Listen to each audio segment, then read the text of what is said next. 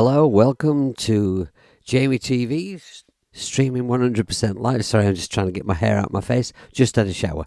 Streaming 100% live on YouTube from Starbucks Studio. It is halfway into September, and I have done 2 streams on my Songtember song. And as you've heard there, all I have is an introduction and some sketchy bits for like the verse, pre-chorus, and the first chorus. The last stream I did purely for my patrons, and that's when I got the the verse, pre-chorus, chorus bits kind of sketched out. And the thing is September is a really difficult month for me to do this because the beginning of September is just mental. There's no way I can even start it for the first week. But and I've just had a ton of work on as well, but I've managed to clear the desktop of lots of work. So now for the rest of the month, I should be able to dedicate a fair bit of time to getting this done. So thanks for joining me. Hello, Semtex is actually out shopping. So he's going to try and check in when he can. How long is the show running for? Well, I think today I've got a couple of hours, so it just depends. If I don't exhaust myself before those couple of hours are up, I will do a couple of hours.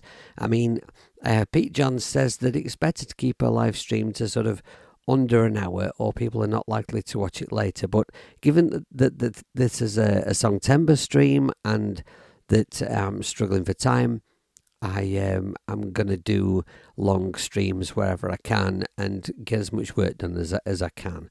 So hello to Sam. Sam, thanks for joining us. Thanks for being in the chat. And hi, Mateus and Maz. It's nice to have a few people here. I didn't expect there to be loads of people here because I've not streamed much for the last few weeks. I've just had to miss it for a while because stuff's been happening. I went to Japan, went on holiday. When the kids are off school during the summer holidays, things get a bit tougher. But the kids are back now, and so I've got some time. So let's get on with it. Let's see what we can add to the track today.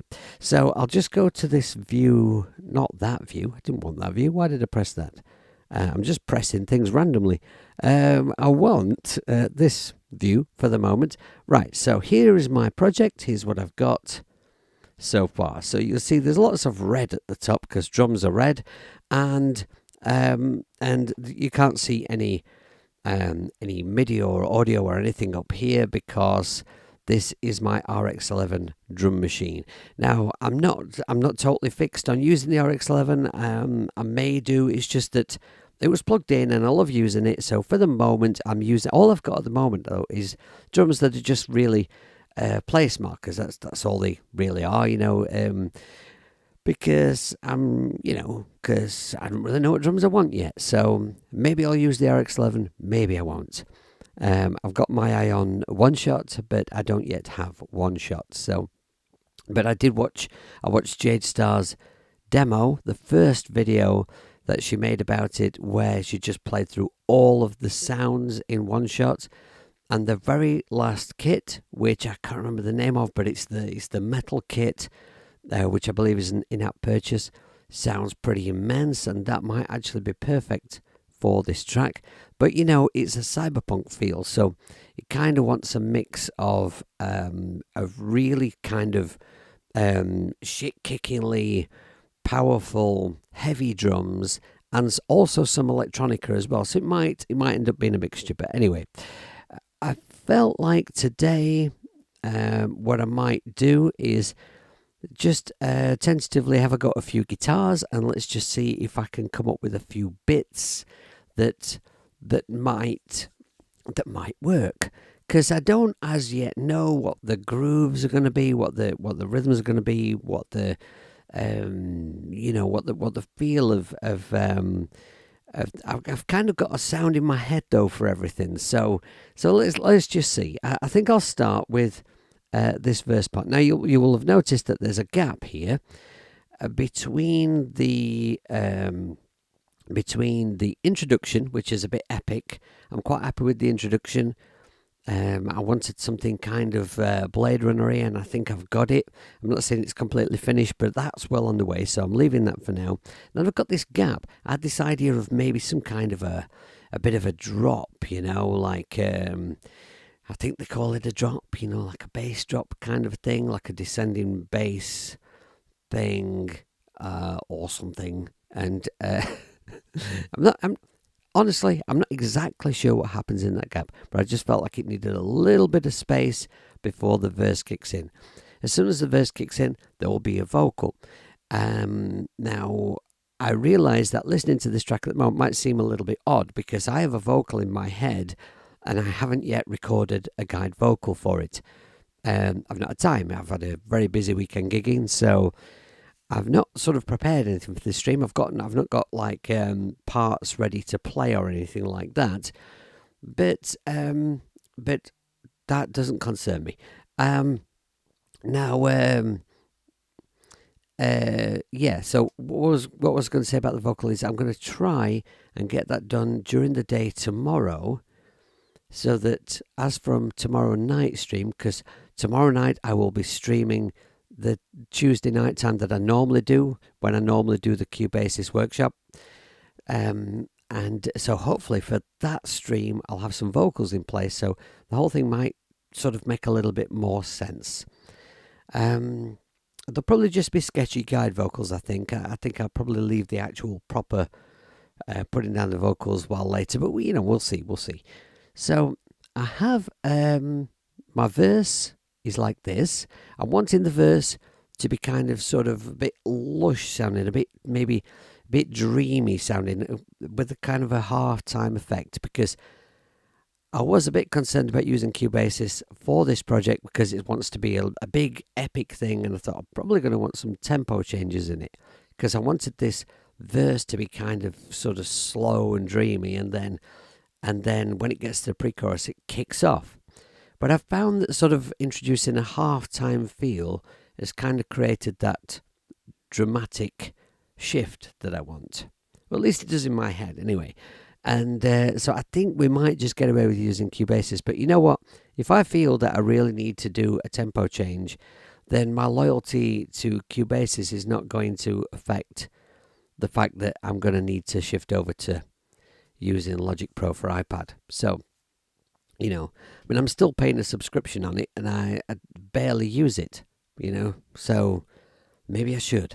We shall see. Anyway, for now, let's see if I can get some guitar ideas down. So I've got this sound.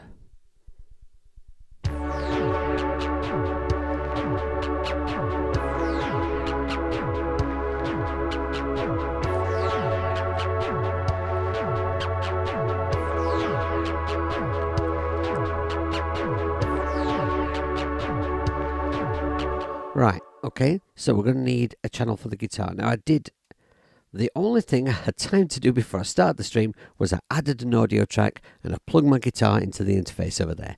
I didn't even have time to tune it. So we'll go down here and I'm going to just label this Git, and we'll make it blue because guitars are blue. And right now, thinking about chords, I've got a D major 7, a C sharp minor 7, an F sharp minor 7, and then an E major, and then repeat for the verse. So in my head, I'm thinking some kind of fairly sort of high frequency, slow arpeggio. So, guitar. Oh, actually, no, before I pick up the guitar, let's just add a couple of things here. We'll use this view, and we're going to need a tuner, aren't we? We're definitely going to need a tuner. So,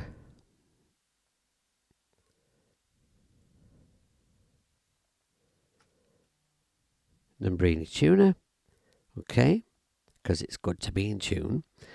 And then I'll add a guitar amp, and I think I will add the newest of the Nambrini guitar amps, the double reverb, which is of course an emulation of the Fender Twin Reverb, right? Which is a classic, and don't know, it might be appropriate for the track, it might prove to not be, but it'll do me for now. And we're going to want a cleaner sound on this, but I'll just dial something in. That's what I'll do. Now that's probably going to be pretty loud. I'll just switch that off while I tune up. Okay.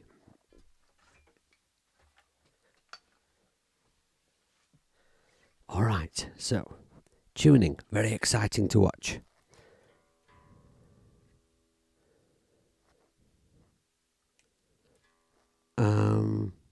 Hang on a moment. Did I? My routing. Yeah, I've put down the correct input. And I should be hearing some sound. And I am not.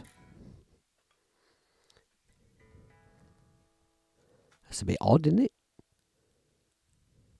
Is that a bit... Hang on. Is that because... You see, I can hear the amp hissing away.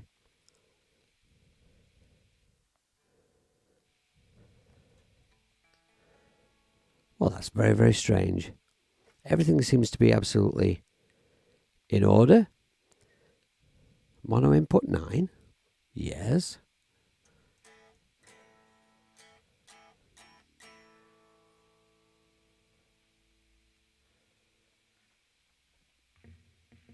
Oh, the cable's not pushed all the way in.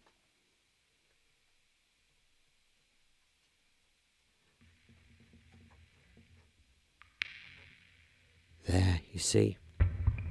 So there's a lesson for you. Always make sure that you push it all the way in. Right, insert effects. Okay, I'll turn off double reverb for the moment. And I'm just going to mute this while we have a tune. Right, so this weekend, an amusing thing, right? Went to play a gig in the northeast of England, at a club that I haven't played for many, many years. I mean, like decades. And this club, when we got into the concert room to start setting up our gear, they'd got this, like, you know, like when you go to those kids play places, you know, where they've got like ball pools and, you know, climbing frames and crash mats and all that stuff. You know, where you go to a lot of kids' parties at places like that. They've got like a setup like that at the back of the room, which just seemed like immensely bizarre. And they wouldn't let us play on it. And we kept asking people, you know, why have you got that at the back of the room, you know? It's a bit sort of strange to look at while you're playing a gig. And nobody seemed to have an answer. I'm not even sure anybody knew why it was there. Very odd.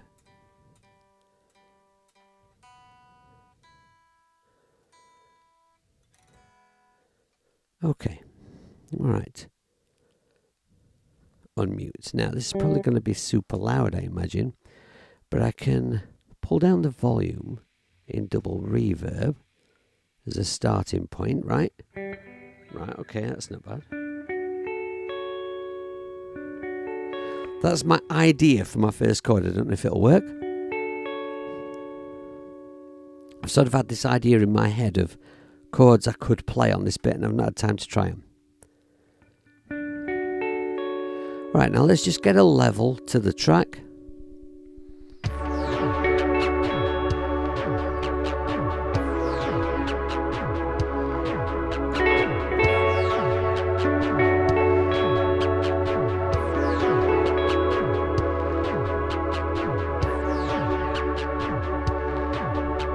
Right, okay. That actually seems to sound okay.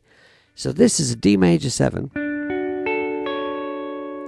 which, for any guitar players watching, you can play a D major, because a D major 7 is usually, as a bar chord, it's normally played like this. And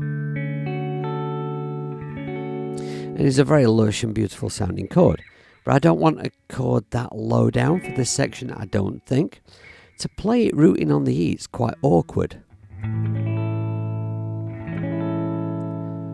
makes your fingers do a really funny shape, and it doesn't sound as good as when you're rooting on the A. If you're wanting to root higher up, like root from your D string,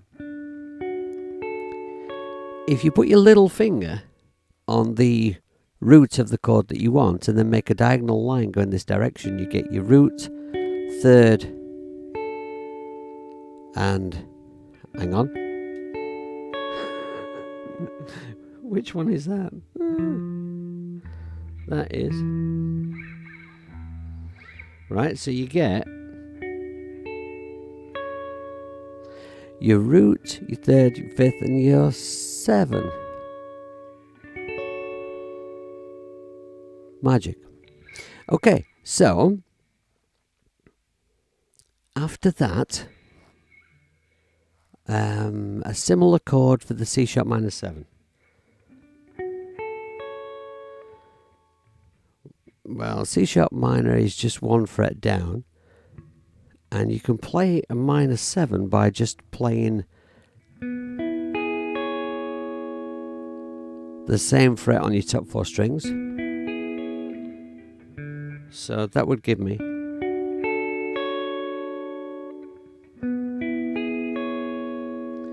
now, if I move that up 5 frets, that'll give me an F sharp minor 7. And then we just want an E major. Let's see if they sound okay.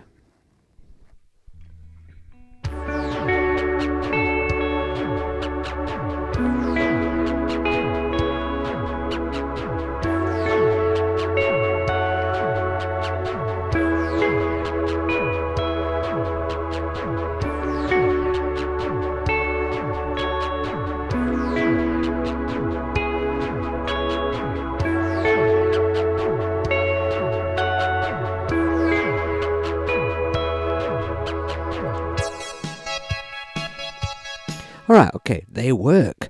I'm not exactly sure about how to phrase them, so I'm just going to have a little tit around with that for a moment, just trying to get a phrasing that works. So I'm going to need a metronome to count me in.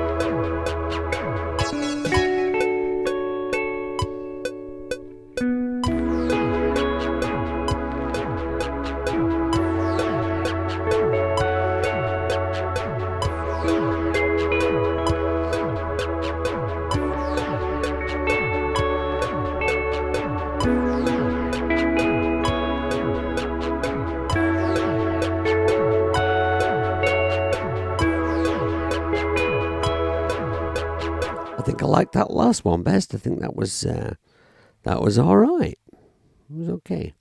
Beautiful. Thank you, Matthias. Now, can I remember what I did? It would be beautiful if I can remember that.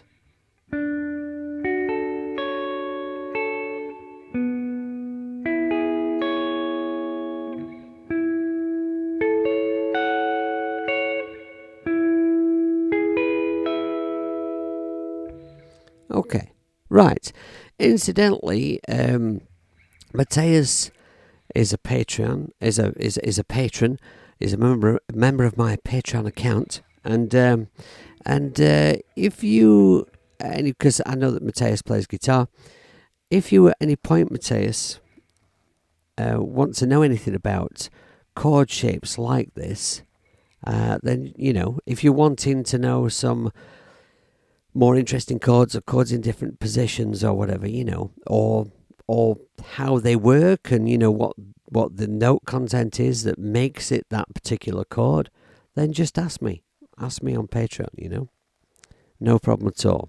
That's what I'm there for. So I think I'll have a go at this. Right, I want the metronome on. I'm not sure why I switched that off.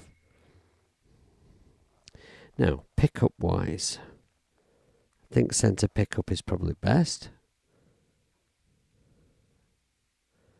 And arm record. Yes, I knew there was something. Give yourself a longer run up. That's wise. Okay.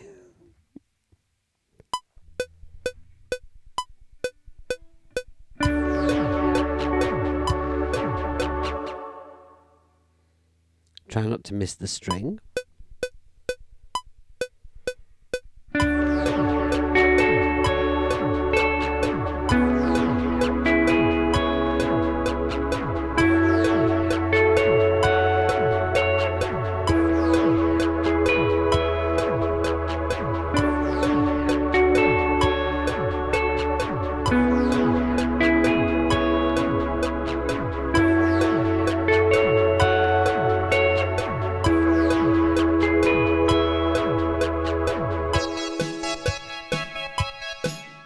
Right, let's just have a quick little listen to that with the metronome off.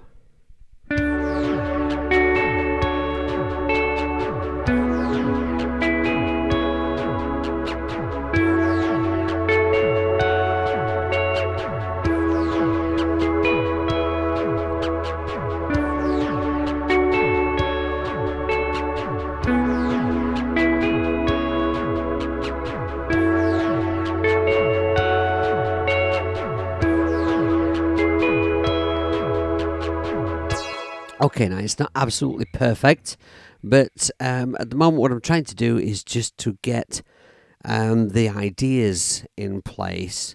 I can do perfect playing later.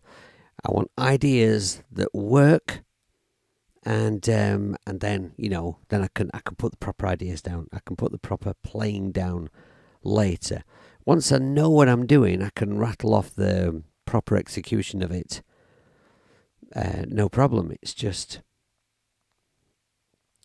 having an idea of what I'm doing, I suppose. Right? So, what I will probably do is record that twice, pan one left and one right. I wonder whether we should have a little tit about with a sound for that, though. I want to know what works. Maybe, right, okay, let's just have a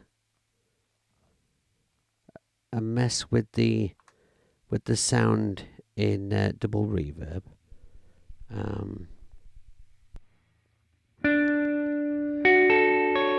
There's too much bass end on that.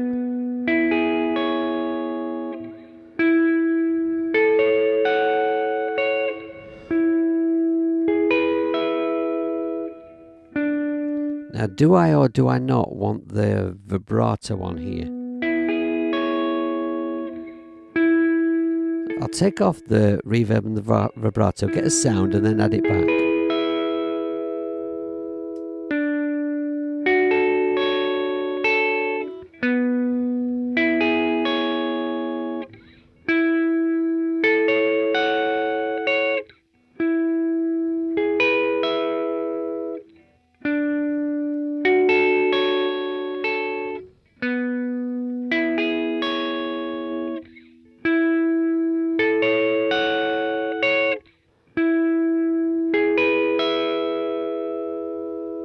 Let's distance this mic.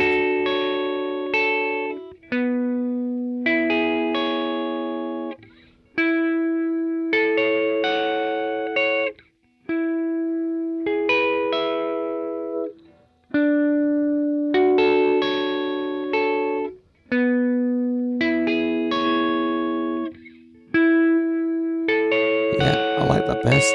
Okay. Right, wind off a little low end.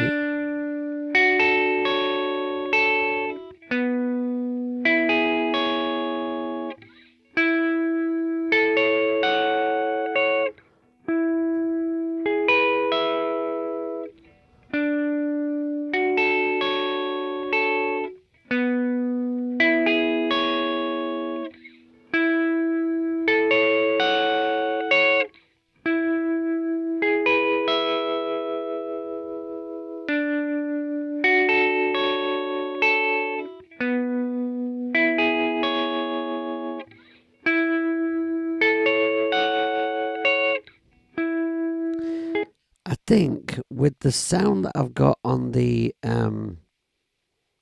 let's just have a listen to what we've got on the synths.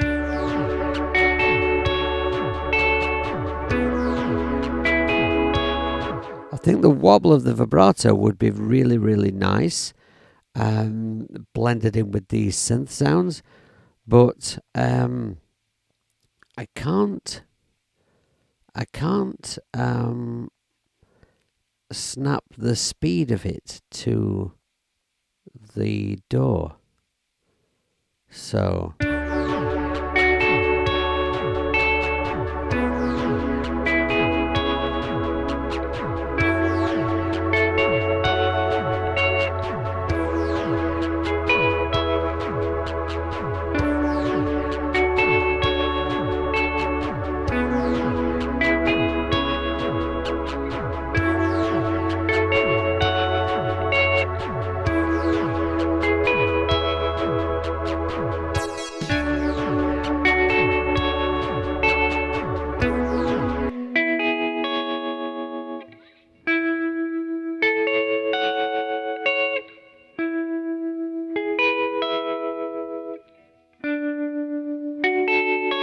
I really, really like the over-the-top, intense vibrato.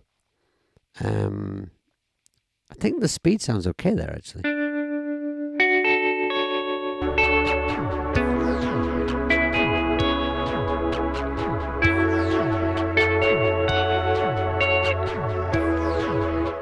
I think with a nice delay on that as well, that might be quite smashing. I wonder. Let's see now. Now I'm already using Lunar Lander for reverb on pretty much everything else. So I might use the reverb in this amp, actually. It does sound quite nice. And now then, which delay to use? You know what? I think I might just use... I might just use...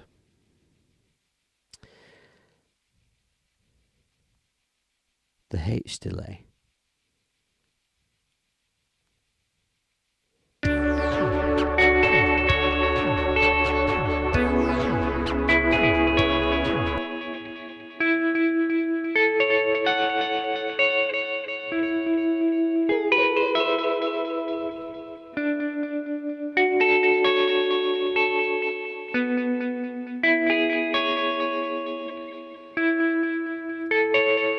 Now, I'm not gonna want a stereo delay, am I? Because if I'm gonna record it for left and right channels, I'm not gonna want it to do that. But that does sound really nice. This delay, by the way, is only available inside of Cubasis. It's a Waves product, and it's an in-app purchase, and it's actually a brilliant delay. It sounds lovely, and it's very, very versatile.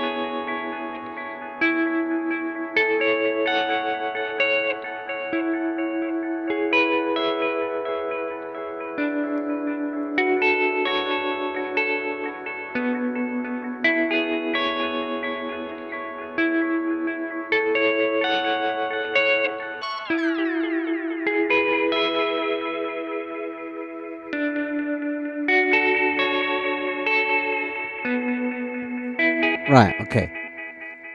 It's not the exact delay sound I want, but just for now, it's just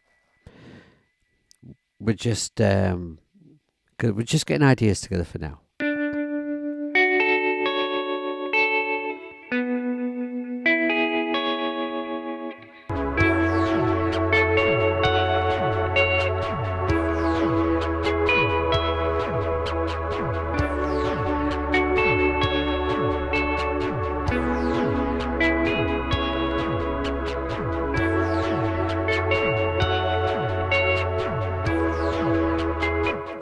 Right, what I don't like about that guitar performance is if I zoom in here, you'll see where I am shifting hand position to get to a new chord, there are gaps.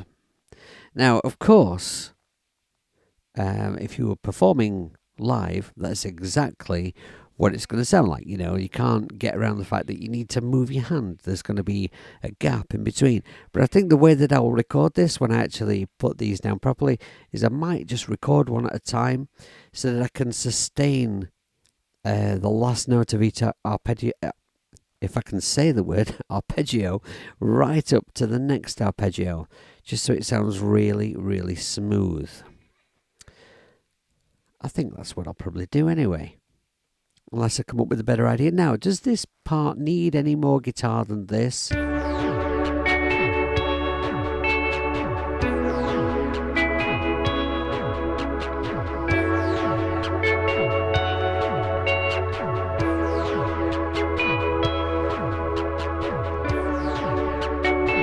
I think at least for the first verse, there's probably more or less enough instrumentation on there. Bearing in mind that there's probably more percussion to go on yet as well. So I think I'm going to leave that there. Let's have a look at the next section. Why is that there like that? I wonder why that wasn't looping well. Okay. Right, next section. Press and hold. Create loop. I nearly knocked Rose Tyler over.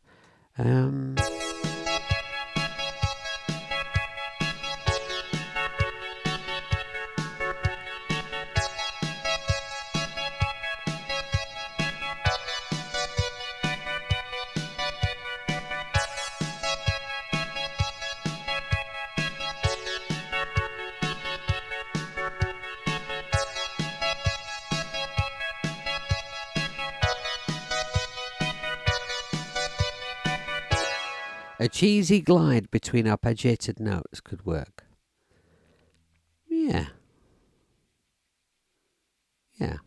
I could see that, yeah.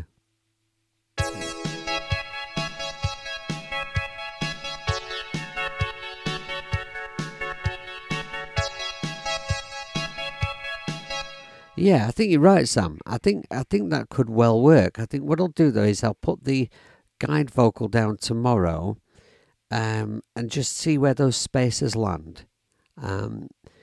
Then once I've got the vocals, see if we need to add any more instrumentation to the verse part. And I think that's actually an excellent idea. Okay, so for this section now, my thoughts, about this section have been that maybe it's too tempting to just go into a chunky power chord rhythm straight away. I'm going to add another guitar because this part's not going to want the same sound. So if I go to audio here and now then, I'm just going to take the monitor off that one, add it to this one, and we'll go to routing, and my input for guitar on this interface is channel 9. Okay, now for this I want a nice chunky rock guitar. I'll go to my bridge pickup, and now I've got lots of Nombrini amps that would do that rhythm very, very nicely. But I think what I might do is just for ease, just for now, I might just grab Goblin. There.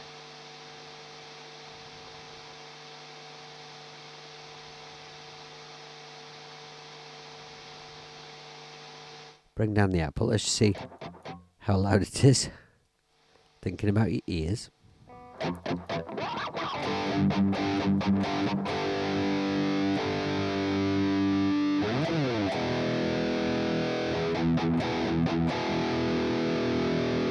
Right, okay, now the chords for this section are a B minus, a C sharp minus 7 to an F sharp minus 7, and then C sharp minus 7 to a B minor 7. Okay. But I'm probably just going to play power chords, but what I was thinking for this section, let's just check volume here.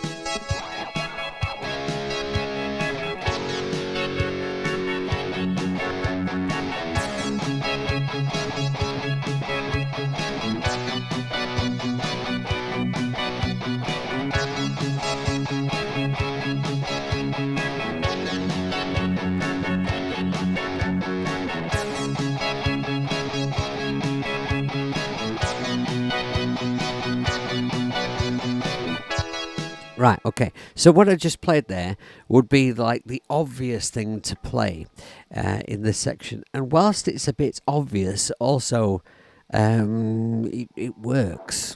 It works. And I do want the pace to really pick up in this section. But I also had this other idea where I could get the guitar and the drums to go something like this.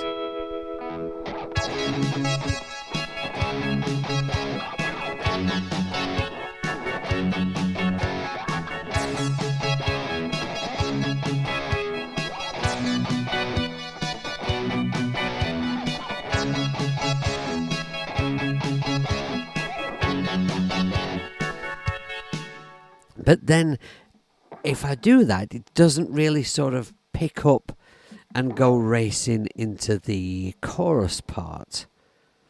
So, toying with these two ideas whilst I've been thinking about this track while I've been busy doing other things, I did wonder whether it could work to do both. So to start with the guitar and drums going like that.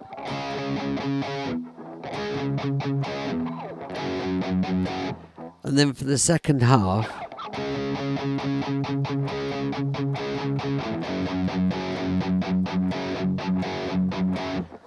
maybe I'm going to do like an accented rhythm as well, like a...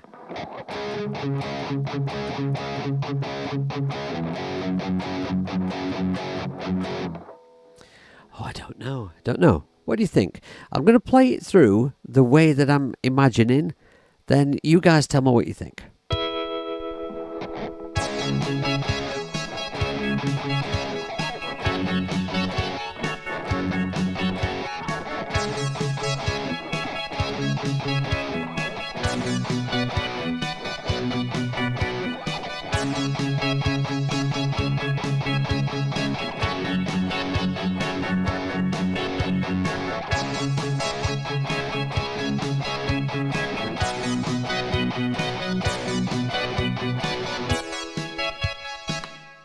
Okay, what do you think? I wait your opinion.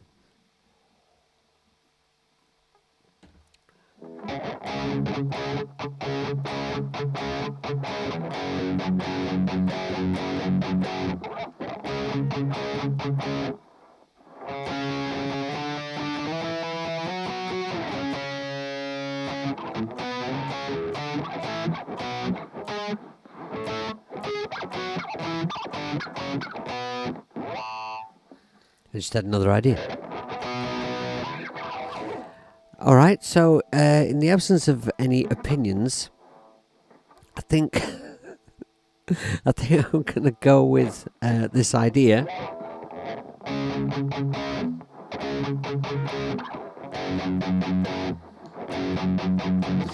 Just try it and see what it sounds like, I think. So I'll need some drums.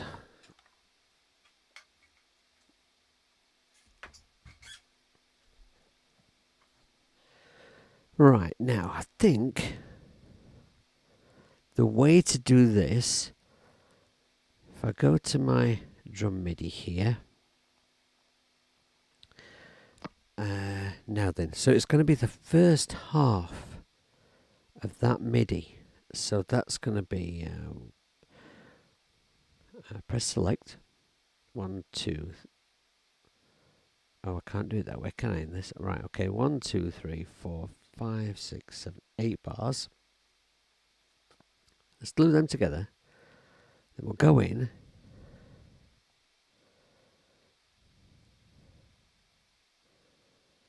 And now, do I want to do it this way?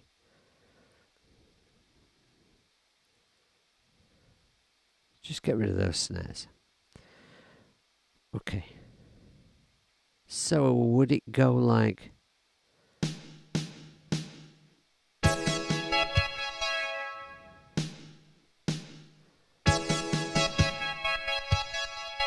It would.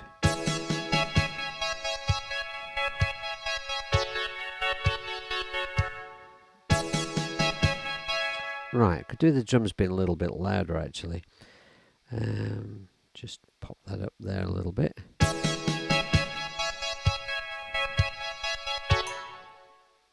Right. Okay, this is not supposed to be the actual drum part. I'm not really focusing on that right now. I'm just just to get the guitar part in that's in my head.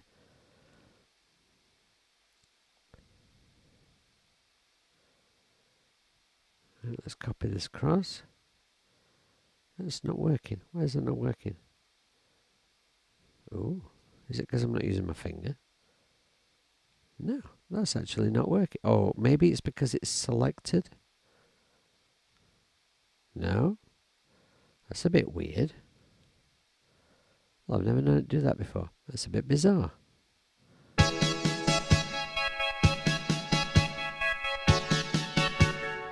Right then, okay. So let's see.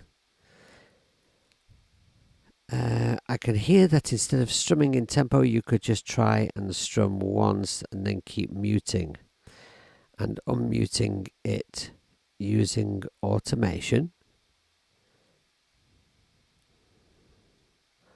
Do you mean to create like a sort of industrial type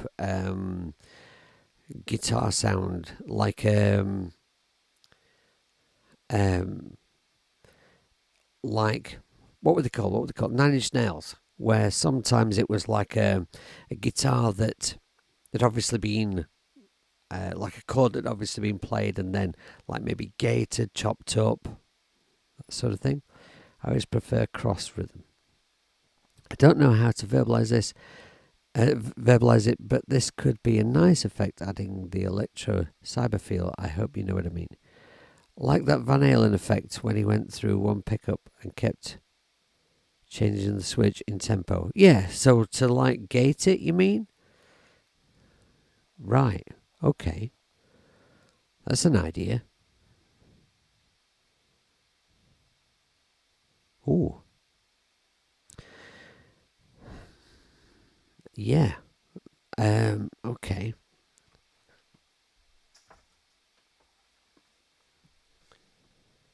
Right. Oh, one of my knobs has fell off. Where's that gone? Oh, well, it must be here somewhere. Okay, I've lost a knob. Okay, so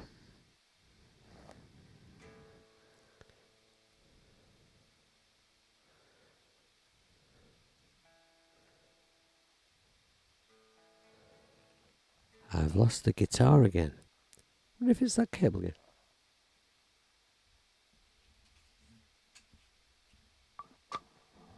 Yeah, it was. It's because these cables from the music cable company are such incredibly good quality. They're extremely heavy, so it has a tendency to pull out of things very easily. Right. So what you mean? what you mean is, like, if I turn the neck pickup off, and then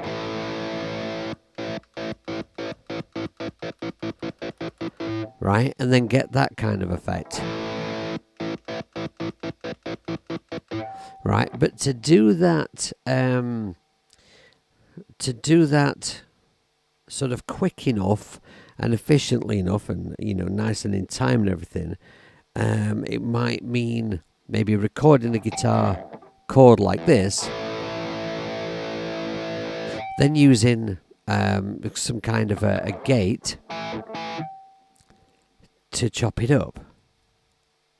Right? Okay. So let me just think, right? Let me just play this.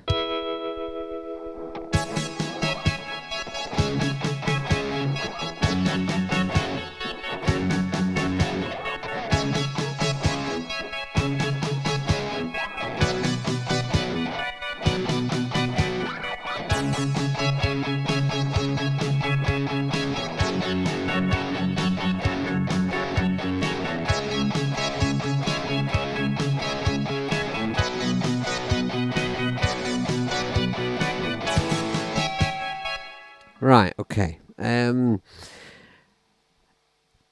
Should we just have a go with it? Should we just see? Right, so maybe this would... I'm not sure I want that drum rhythm then. Let's just record a guitar. We'll record a guitar chord, just like a chord, and then we'll chop it up and see what happens. Let's just change the colour of this channel. What have I changed the colour? Do you know? So easy to do on iOS. Have something selected and accidentally change the colour of it, edit it in some way, or delete it, move it, because it's off screen. Alright, so I think what you're suggesting is if I just play one big chord and then chop it up, see what we can do with it. So bridge pickup, check tuning, I think. No, then hang on. There's not a tuner in Goblin, is there? So I will just utilize this tuner here.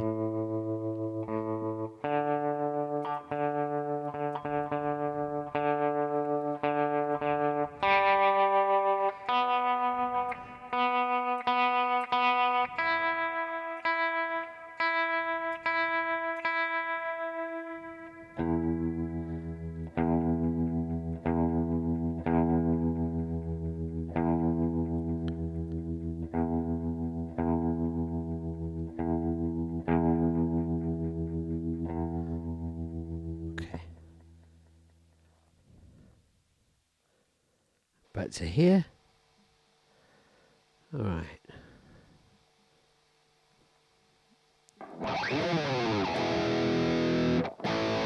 Can I use a delay with a quick release?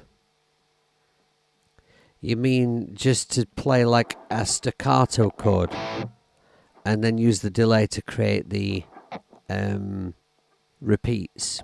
I could, yeah. I could do that. It's kind of a different sound than the one that Maz has put in my head, but yeah, that might work as well.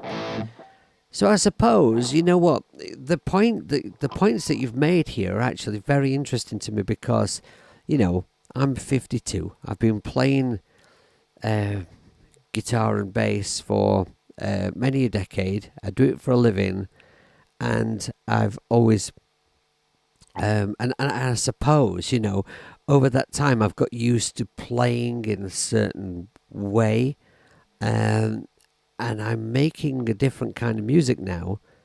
This, cyber metal thing is very, very appealing to me. And maybe, what you're pointing out to me is I need to approach it maybe a little bit more of an experimental kind of attitude, because like the industrial bands from the 90s did exactly that. And so yeah, we'll put a chord in, we'll have a mess around with it, see if this takes us somewhere. One nice big chord.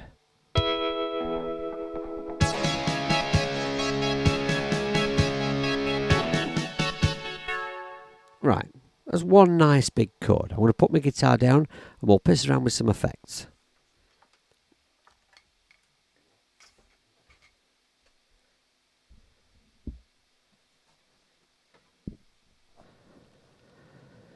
Okay.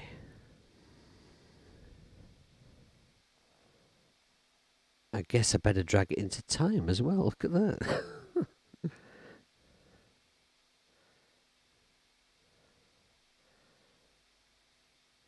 Okay. Right. I'll snap this to the beginning of that bar. A tiny fade there. And maybe drag this to the end of 2 bars. Okay. Right then. So, what effect? Maybe we should also use an effect that really kind of, well, I said overdriven sound obviously, but maybe really sort of bit crushes it or something, or intermittently bit crushes it. This could be fun. It could also sound like an absolute disaster, but let's find out. Insert effects. I've never actually done anything like this before, so this could be very, very fun. Now, for some kind of gate, I would normally use perforator, but I've only ever used it on synths, I think. Try half the speed of the synth. Let's find perforator.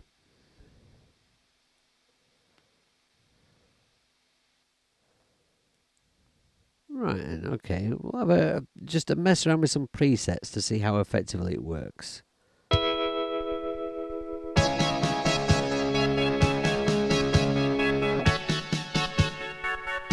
we're going to need to loop around this chord, and let's solo it for the moment.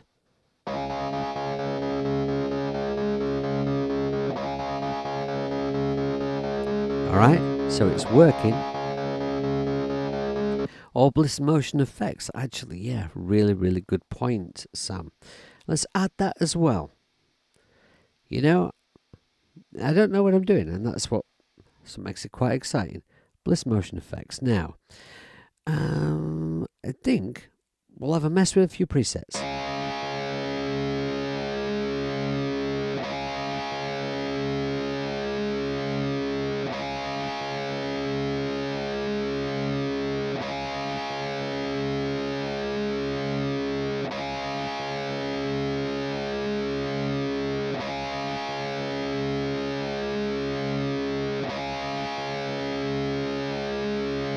Right, yes, of course. Okay, so.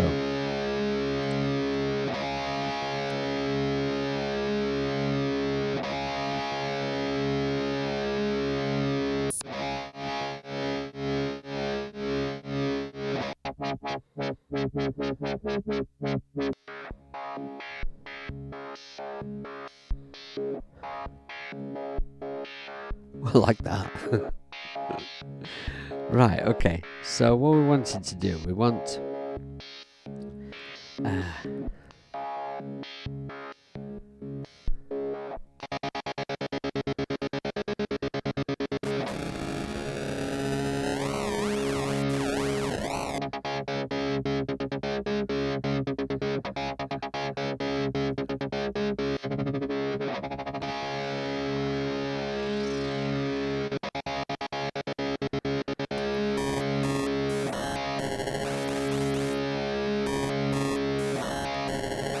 Alright, so what I'm thinking is, and you tell me if you think I'm on the right lines here. I'm thinking of maybe a little bit of a bit crushing sounding like you're hearing in this effect. And also maybe some of this kind of gating. Obviously not that rhythm, but a combination of those two things is kind of what I'm feeling, but I don't know.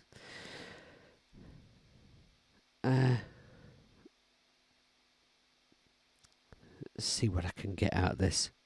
Maybe we should go to see if we can find a preset that's kind of close.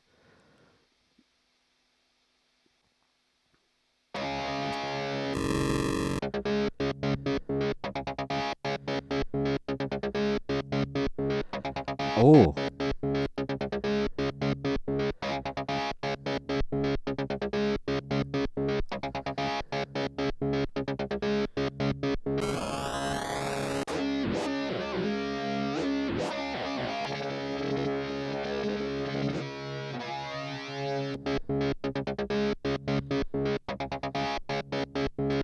I really like how that one's filtering as well. I might use that as a starting point and see what I can get out of it.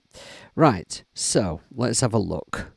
Let's do some pissy panting around here.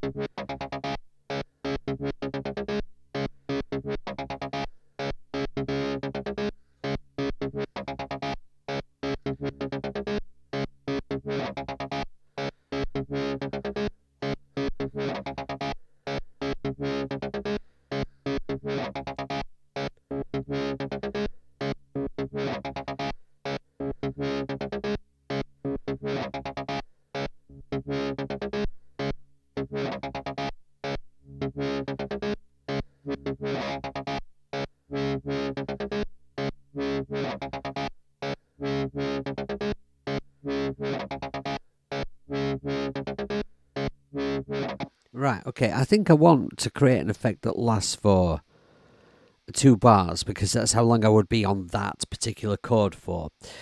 So now, how do I change this length?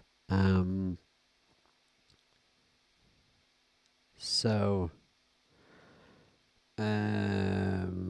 then, resolution that would give me more. Oh no.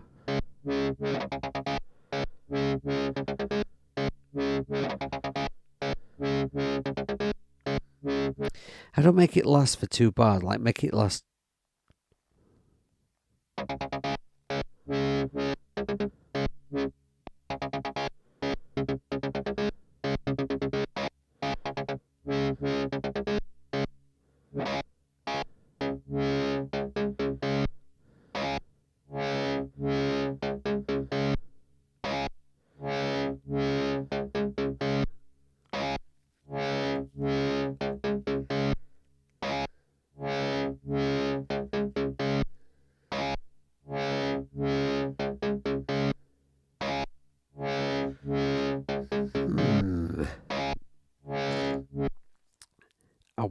I want it to do 2 bars, and this is changing the.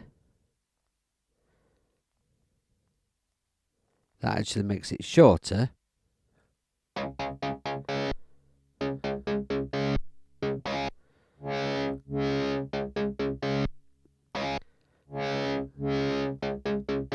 The resolution makes it slower.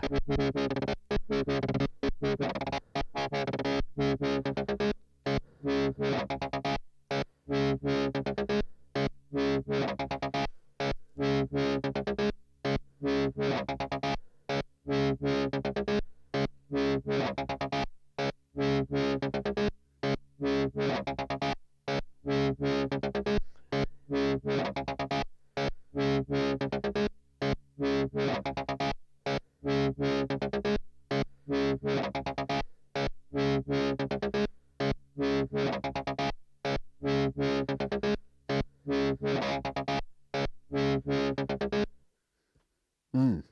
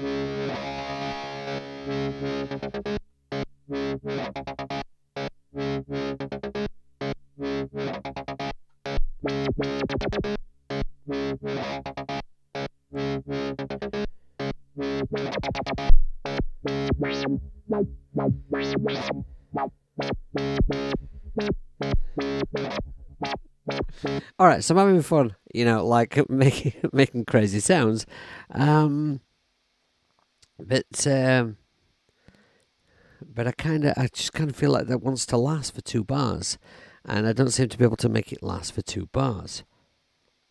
Um,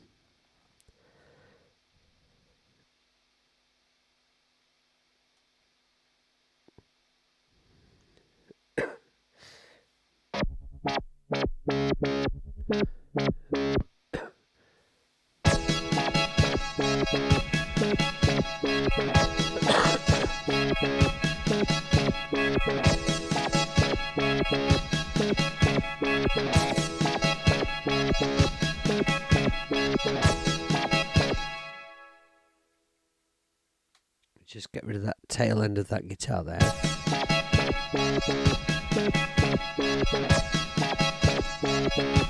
Right, okay, now, the problem is with this is I'm not hearing guitar at all. Now it's a cool sound. It's a cool sound which I like and could work in this bit. Can I use Can I maybe use a different thing and get more of a guitar sound?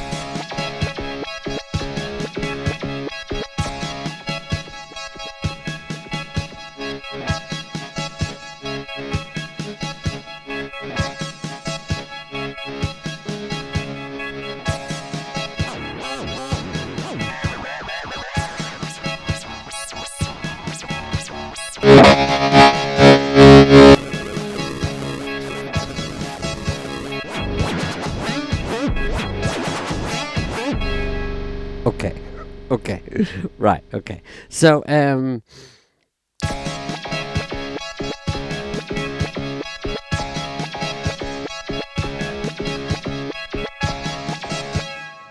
I'm going to just have a play with this one because when I'm using the low pass here,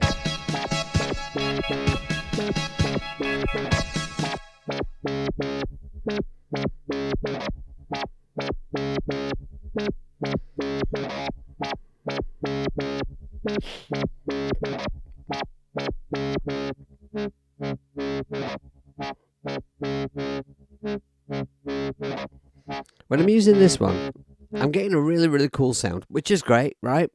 I mean, does it really matter if it doesn't sound like a guitar? As long as we've got some cool sounds happening, who cares?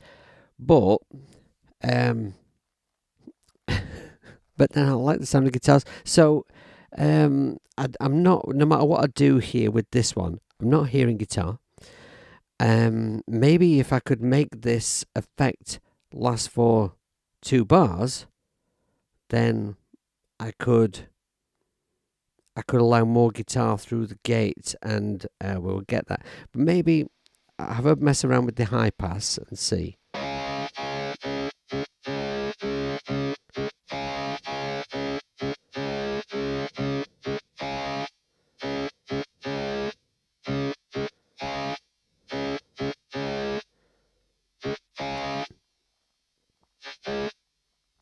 Right, okay, so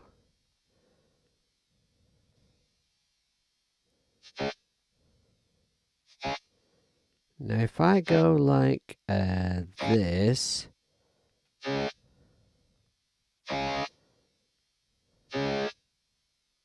Oh yeah, right, okay. Maybe.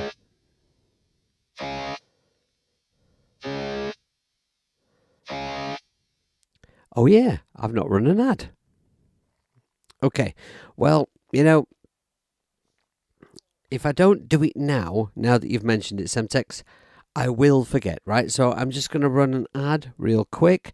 So everyone, just let me know when you're back from the ad. Insert an ad. There we go. Ads inserted. Okay, so if you are a YouTube Premium member, then you will not be seeing an ad. If you're using an ad blocker, which is stopping me from making any revenue off of you for this stream, then go you. And yes, I should have prepared something to talk about whilst I was running the stream. Oh, you're back already?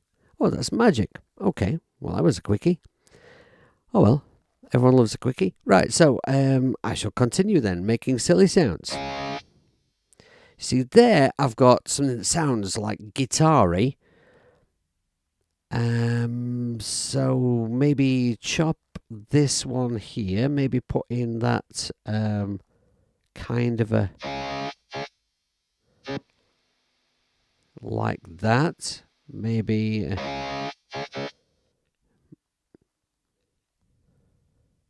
maybe something like this.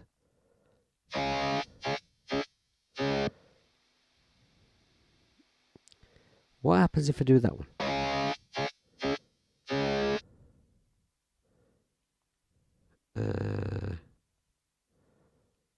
Try this.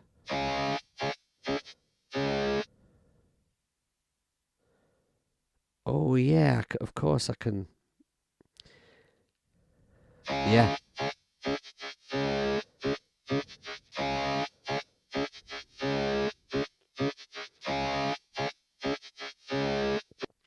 There. Now.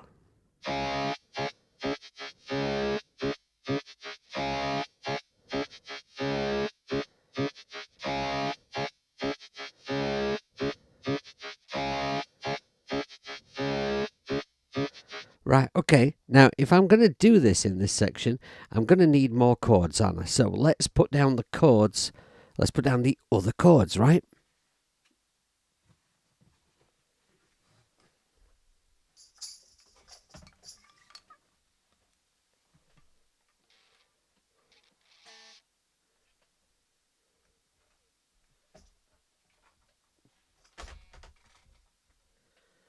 My guitar cable is stuck round the studio fan.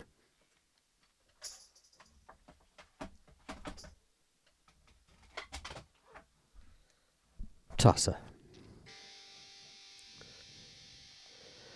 Right, now, so if I just remove that from there.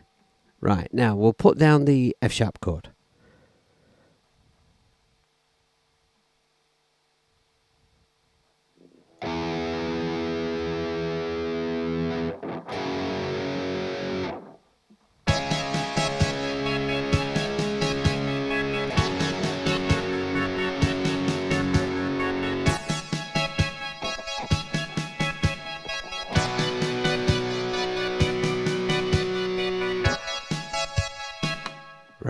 Okay.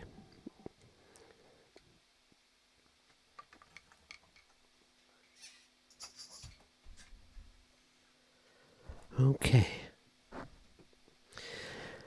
So, now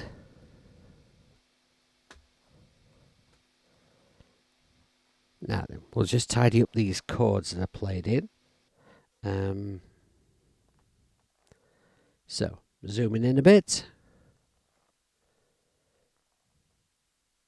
Go freehand with this one. And then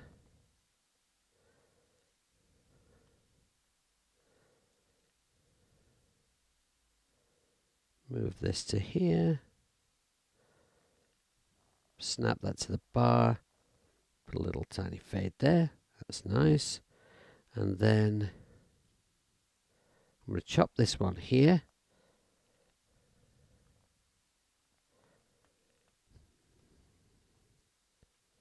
And I'll copy this one.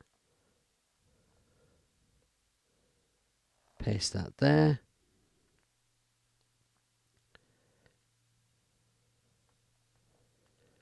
And now, the last one. Snap to bar off. Little fade. Drag it back with snap to bar on. There we go. Excuse me, my apologies. Oh, there we go.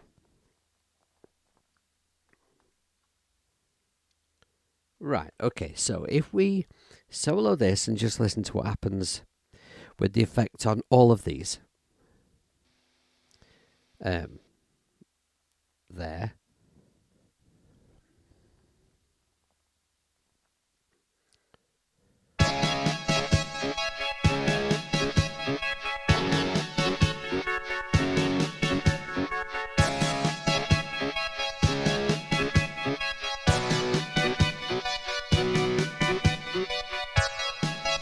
Right, now I don't think I want it to do exactly the same thing every time, but that's not a problem because I can just export it to real audio, can't I?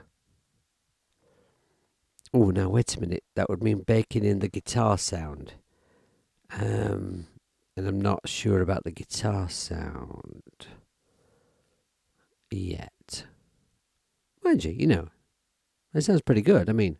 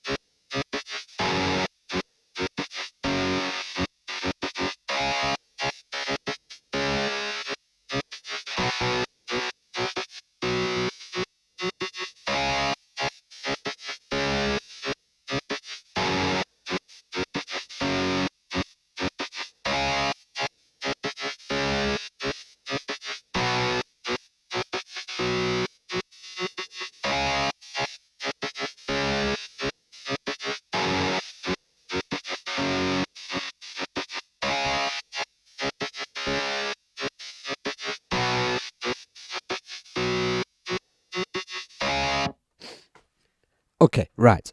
I think has that sold you the app, Matthias?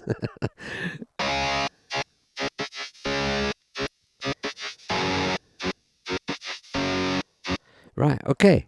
I think what I'm going to do is I'm going to just go for it and export this as real audio, and then we can then I'll come back to it and change up what it's doing on some of the other chords, right? So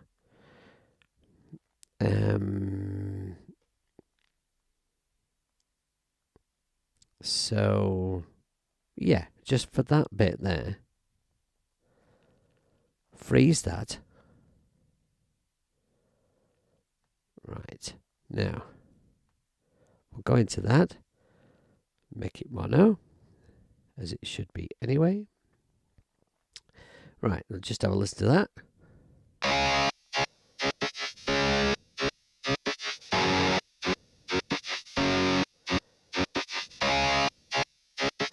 Right, okay, now if I unfreeze this and then I'm going to chop this part out and this part out.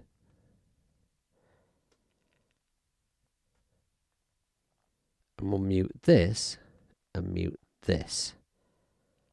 Right, okay, so we've got real audio exported for the first guitar chord and then again, and then we're going to do something different for the F sharp minor and the B, I think.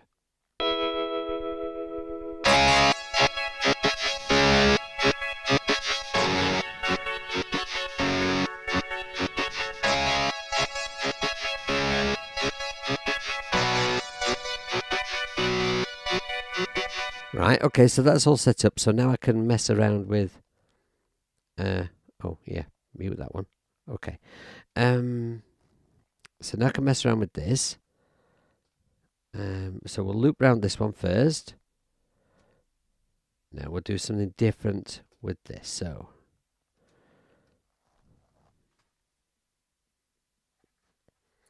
So what?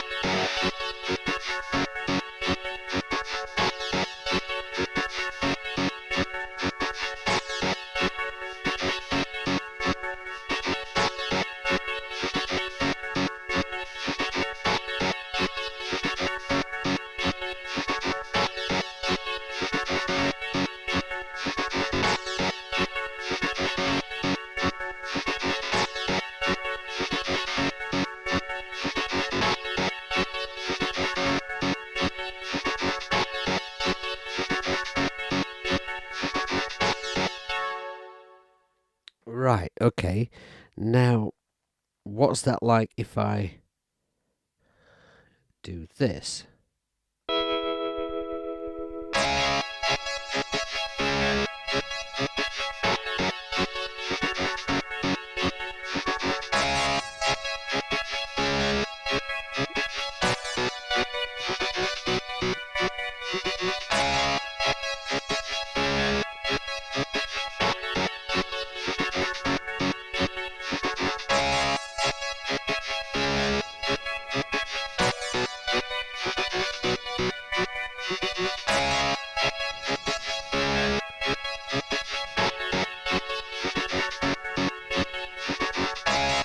Right, okay. I like that. But you know what? While we're doing it, let's do another one, right? So I'm gonna make this one real audio, and then again go here, make this mono, as it should be. Right, we'll keep this one, stick that on this track here. Right, now I can lose this track. Play this track.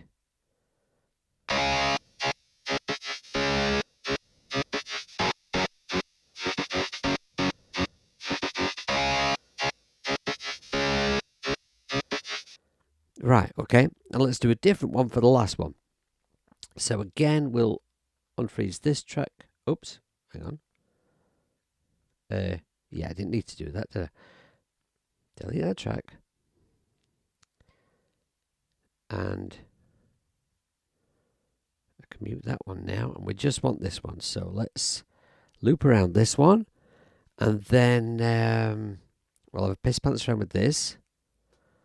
Okay, and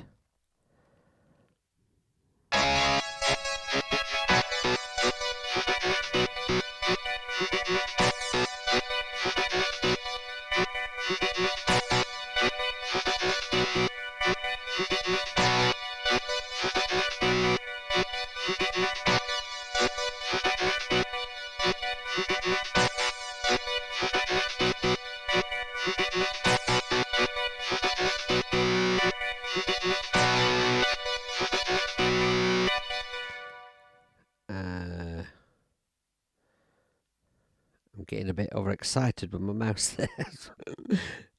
And just pressing things. I'm wondering about the first half, just doing like a proper hard gating off, like.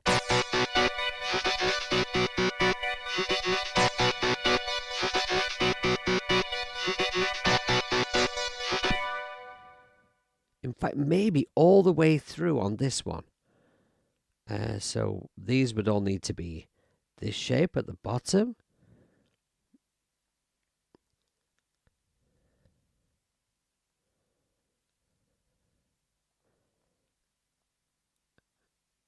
And maybe just make this totally uniform like this. Right. Get rid of that one. Okay, and then.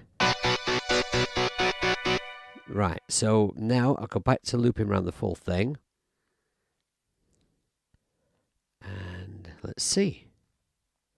Solo that and that.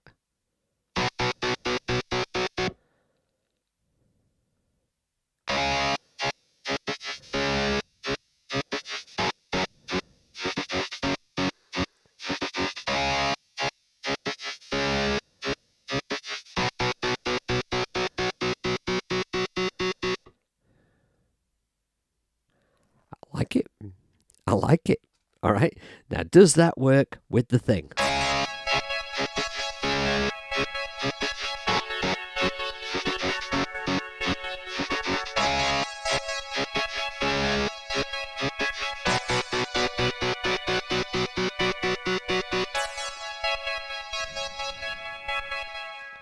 It does, you know. It works. And I like that. I like that a lot. I have to thank you in the chat for awesome ideas. Brilliant. You're all geniuses. Now, I'm going to freeze this, right?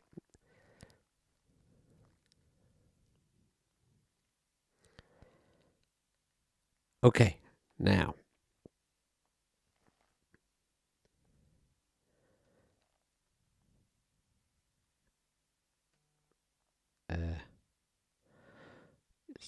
Sometimes it's quite difficult to move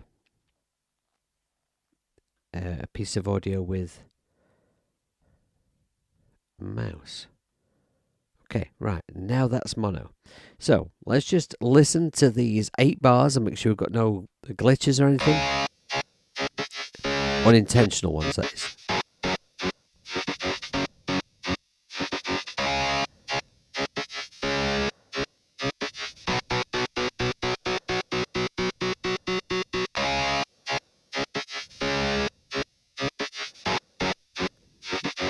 All right, I like that. That's amazing. Right, now what about if we also added a little bit of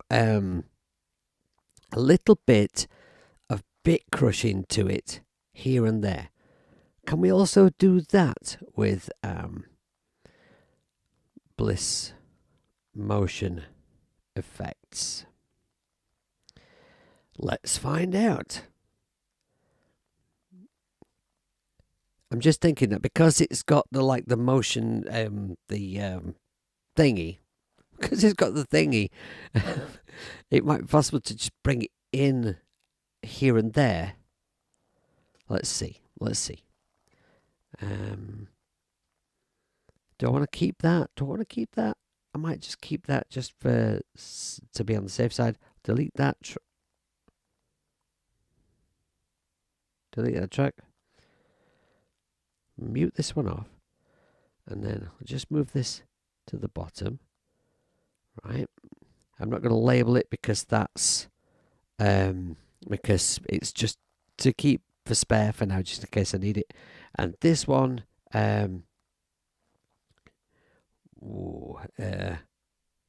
glitch git.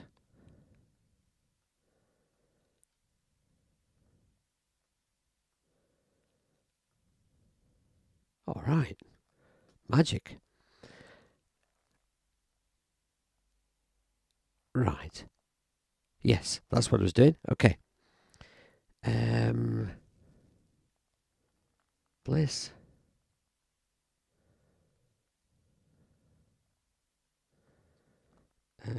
Motion effects. And thank you, Sam, for the suggestion of this particular app, which has been just the job. Now, there's a crusher here, so let's have a play.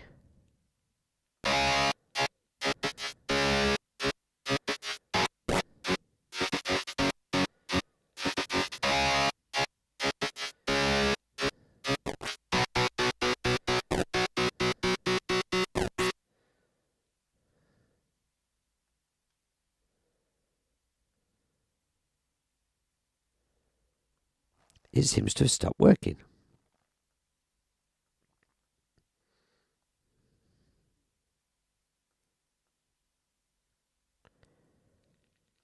Hang on a second. What's going on?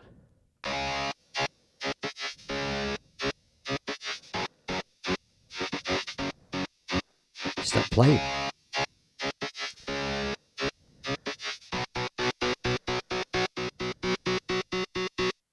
Crusher. Right.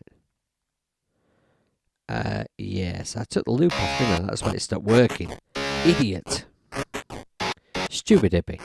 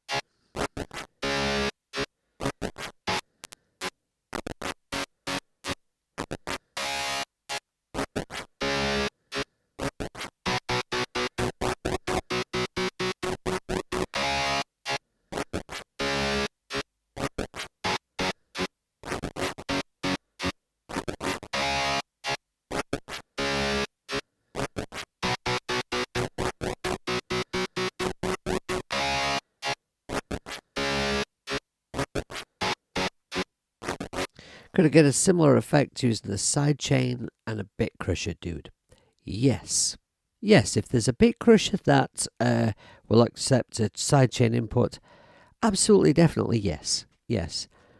But I think I can get what I want with this one, but yeah. Yeah, and it's a good idea, actually, because you could sort of specify exactly where you want the bit crushing to happen. Now, do I like the idea of having the bit crushing be consistent every bar, or does it need to be more random, like like the high pass?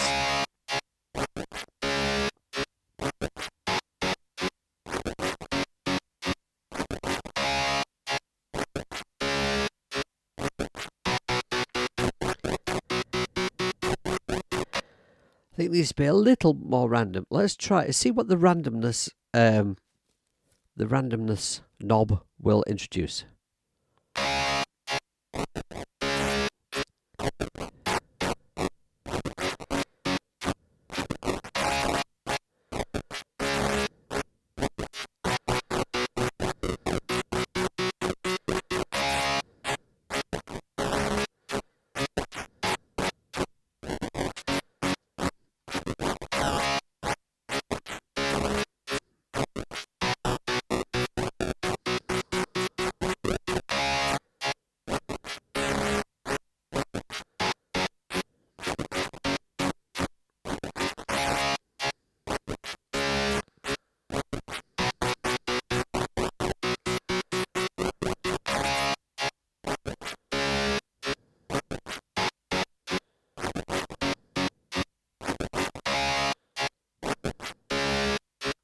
Okay, right.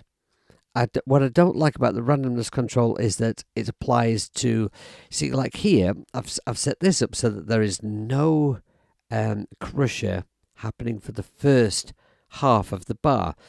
I don't want that to be affected. I just want to hear some kind of bit crushing at the end. And when I bring in the randomness, it's affecting the whole thing. So I think what I'll do is I'll just export like this.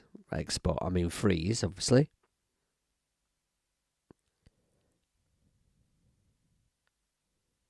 And then we'll do the same thing as before. We'll just bring this back, turn this to mono, and then we will unfreeze this.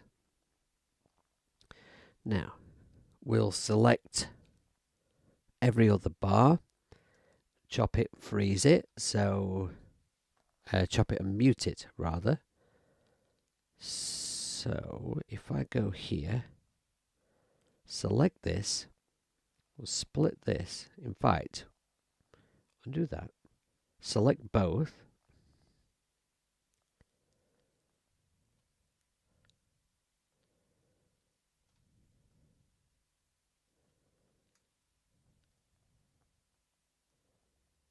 Select all of both. Okay, I've got to use my finger. Mouse has been awkward. Right, now, if I chop there,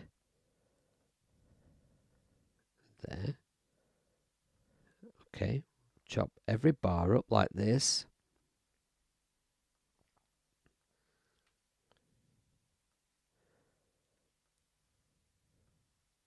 Okay, now, if I get rid of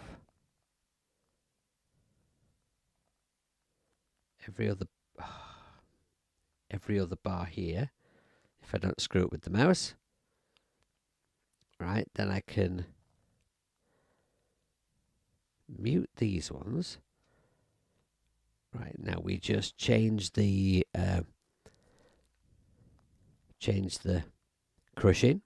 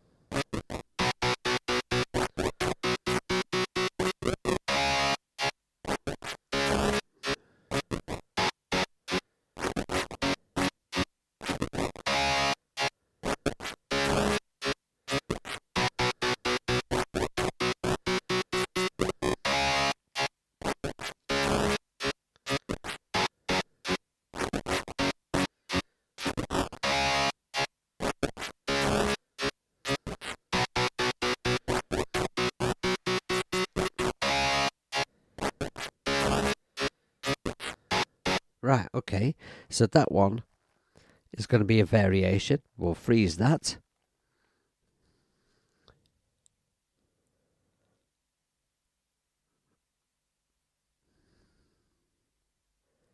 Before I do anything else with it, let's just have a listen.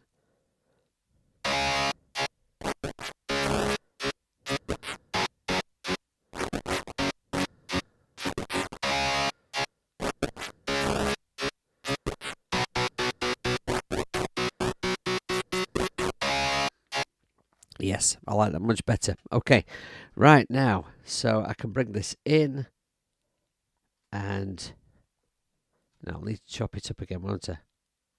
Do this and then chop this, chop this.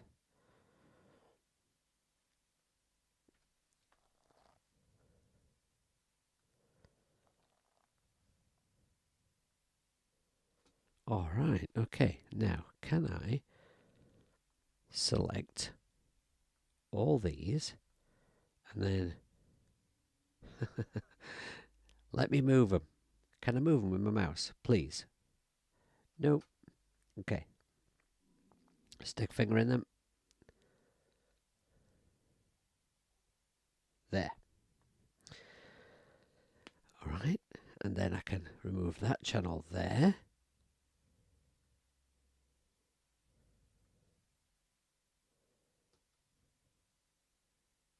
And I guess I'm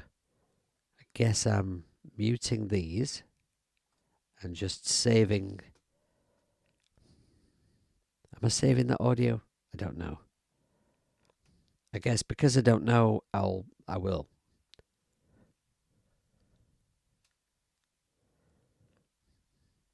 I'm having lots of ideas, and it's sort of sometimes me having lots of ideas.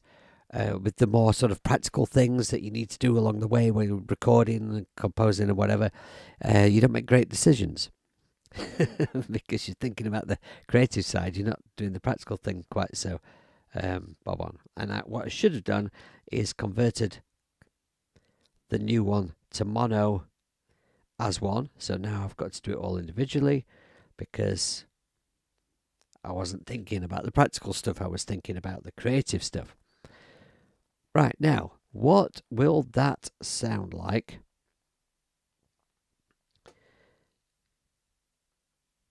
along with everything else?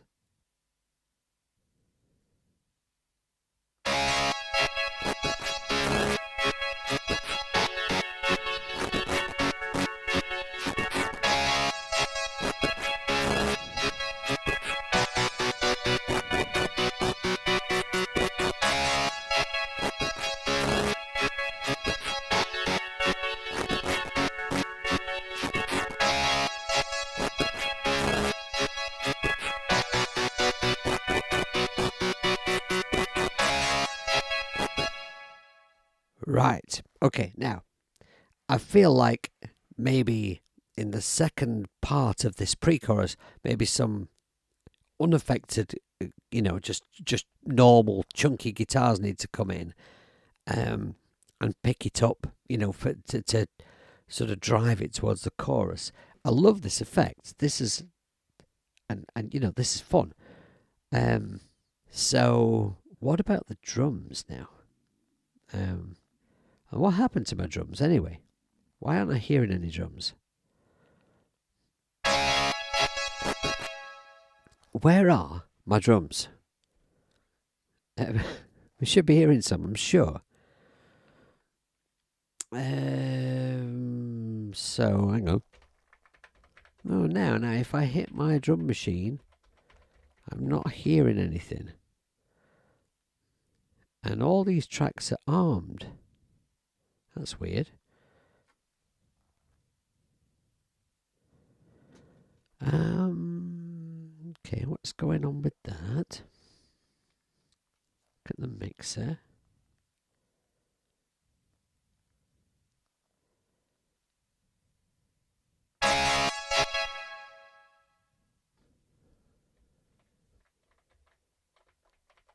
Something weird has happened to the drum machine. Well, it is 40 years old. I mean, it might just be, it could just be having a rest, I guess. Maybe I need to switch it off and back on again. I can't think what else it could possibly be other than just something with the actual drum machine, because obviously nothing's changed with the outputs. Everything's going into the interface. The interface is coming into Cubasis. All the tracks are monitor on, and they're all going to this group channel, which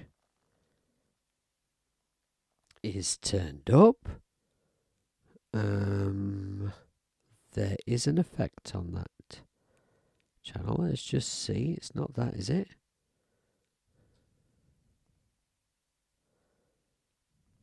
If I switch off. No, it's not that. Weird. I'm going to switch it off and on again. So if I mute this, because otherwise it might make a noise.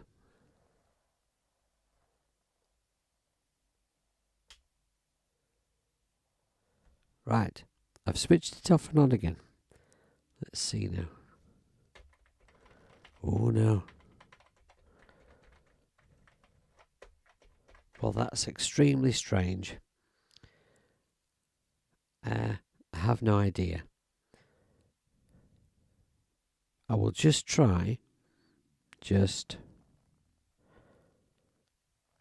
restarting Cubasis 3.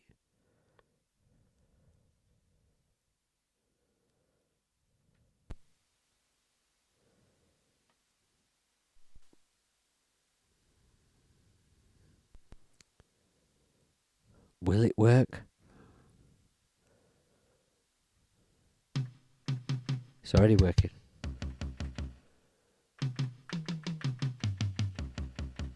Right, okay. So it was a Cubasis issue. Interesting. So what should the drums do now in this section with this glitchy guitar going on?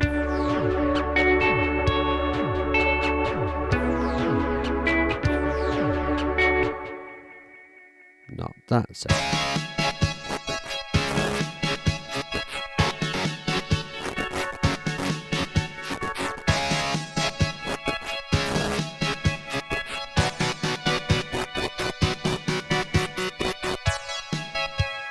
Right, okay, let's see if I can come up with some kind of drum part that I like for this.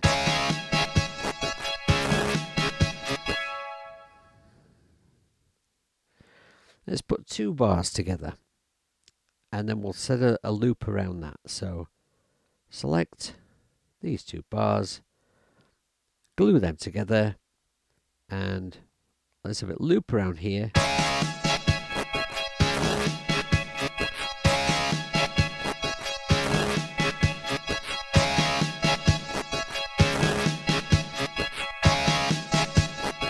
Okay, now just turn the drums up a bit. See what kind of a rhythm we might want for this.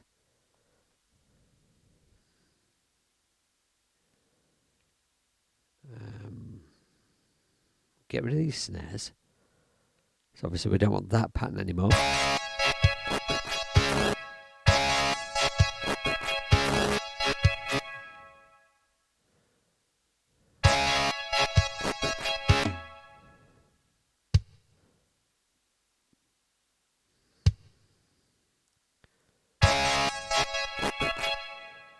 Right, okay, there seems to be a guitar accent there and there.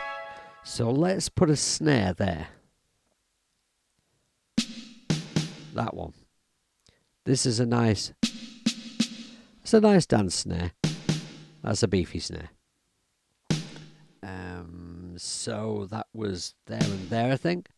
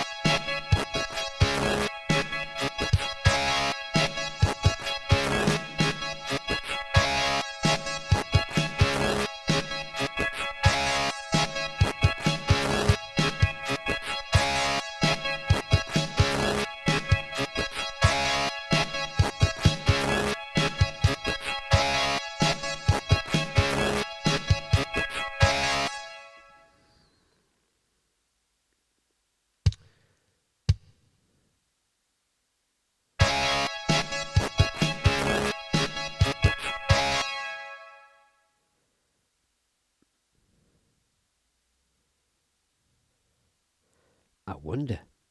I wonder. Let's try this.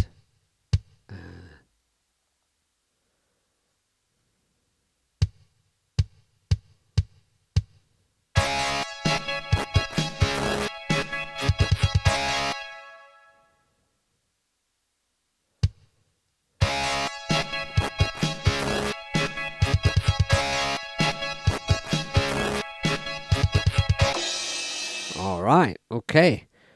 Like that. You see, because to me, I wouldn't think of using a kick quite so in that sort of fashion. But um, if we're looking at things from a more experimental approach, maybe I shouldn't just apply that to guitar. I should apply it to lots of things.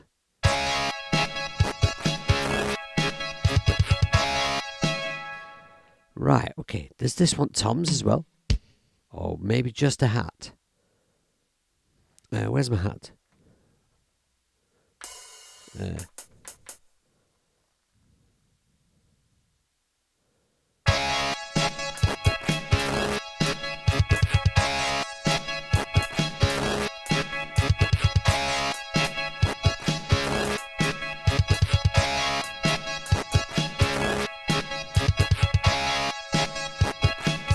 the hat's just too pissy pants in it for this. What about a ride?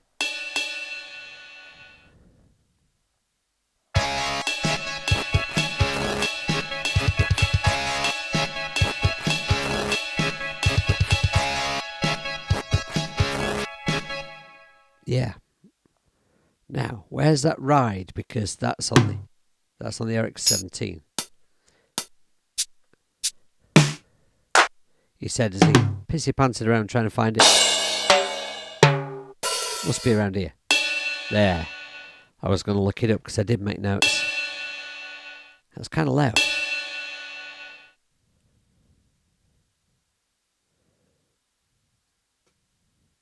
So what channel is that? That is there. Just pull it down a little bit.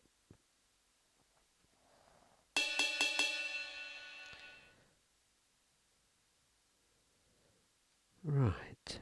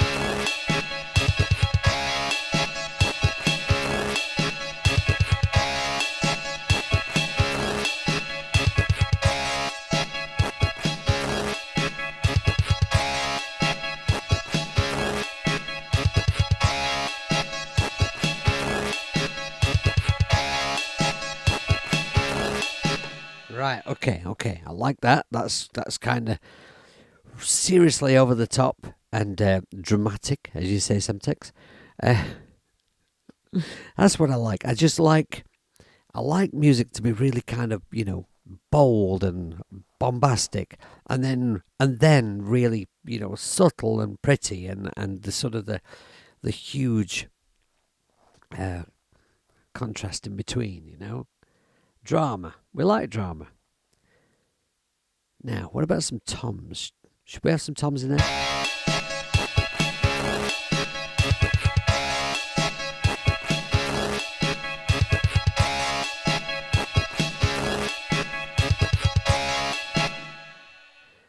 Right.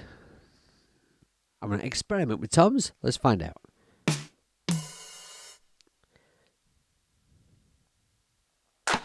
Right, toms.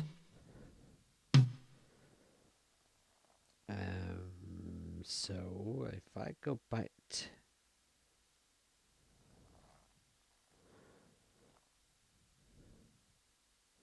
What about a really fast tom fill, like a...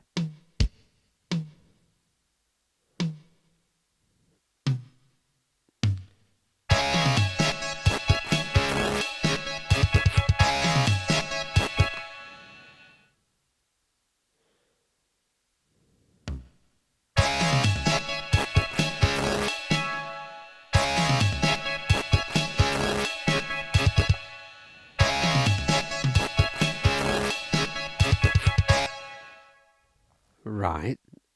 And then what about...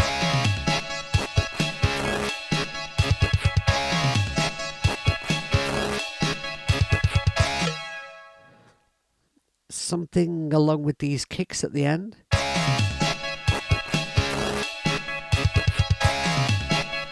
Maybe they're enough on their own, actually.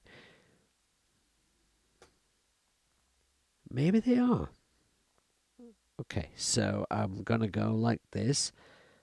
Get rid of these. So that's 2, 4, 5, 6, 7, 8. Get rid of those. Copy this across.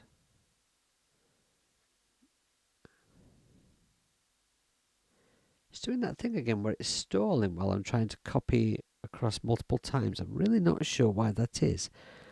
Could it be because I've got loop on? Might be. I don't know. I'll keep an eye on it as we go along. Right, so we've now got a drum part and a guitar part, a glitchy guitar part for 8 bars.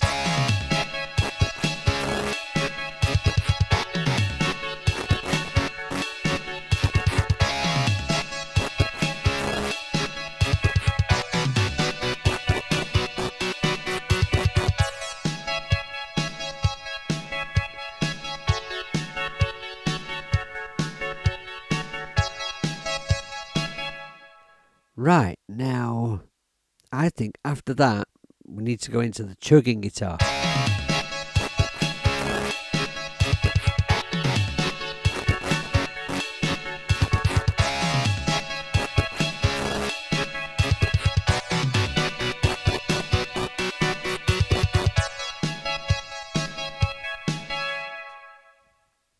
I don't know whether the glitchy guitar will continue at that point. I'm not sure.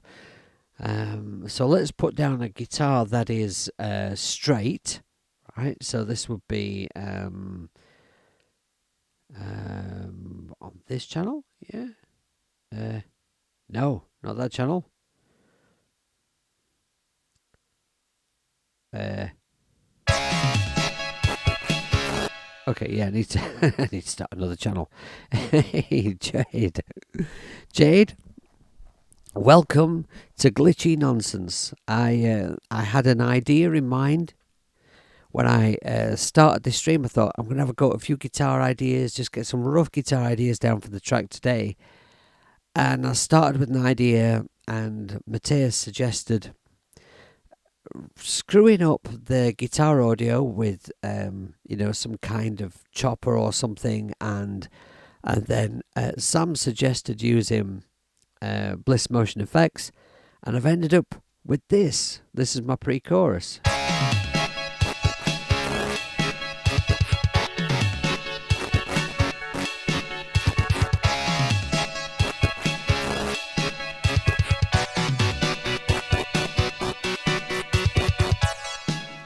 Then I think for the second half, I'm going to revert to the chunky guitar, and yeah, maybe. Well, let's just try it and see if it works after that bit. So, right, this channel,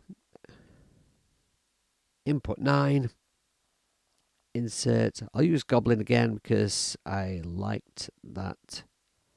I really like that sound. So, press the wrong thing. There we go. Right, Goblin.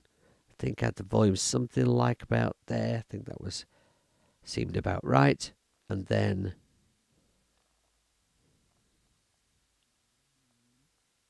wait a minute. Why am I doing this here? I don't want this here.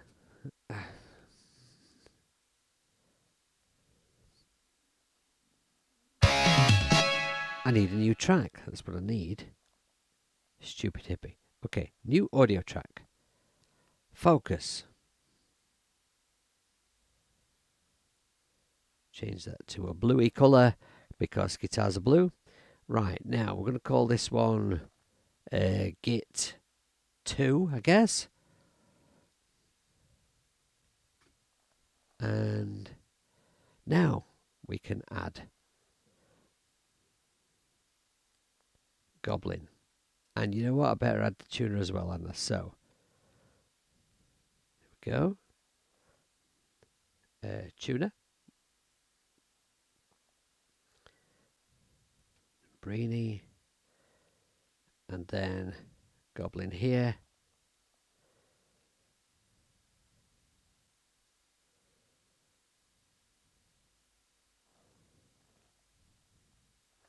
I suggested it just to slow you down because I was jealous of your fast progress with Songtemma. This is only my third stream. I've only got an introduction finished. You tosser. Honestly. What do you like, Matthias? Right, okay. Pull it down a bit. Lose a bit of low. Add a bit of air. That's something like... now, just expand this out a bit. And arm this track. Okay. And this time when I hit the guitar, there will be sound. Oh, there is. Magic. Okay, right then. So let's make sure I've got a nice level. I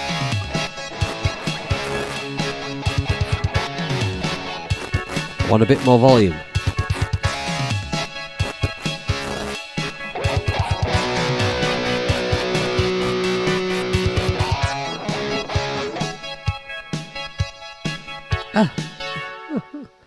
Pressing all the wrong buttons today. We'll just get rid of that. Okay, now I'm going to just check my tuning because, you know, it's good to be tuned.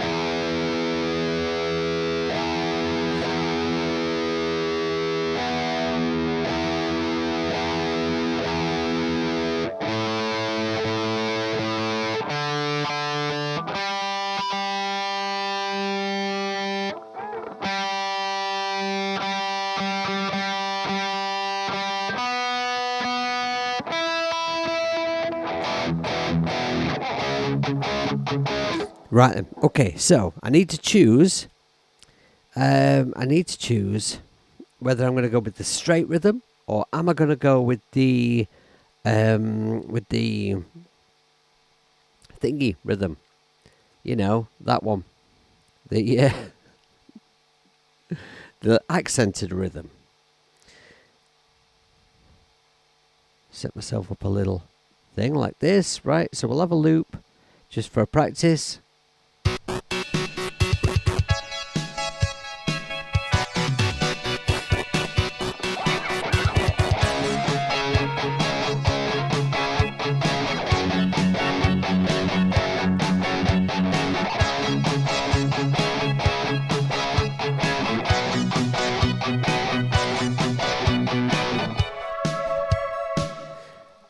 Or straight.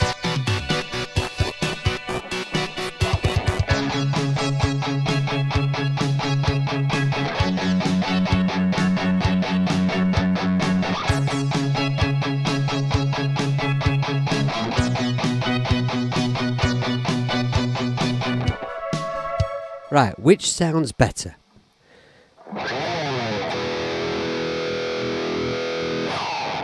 In your opinion? Straight or the accented rhythm? And while you make up your minds and throw something in the chat to help me out, I'm going to go and turn up those drums because they're just not loud enough.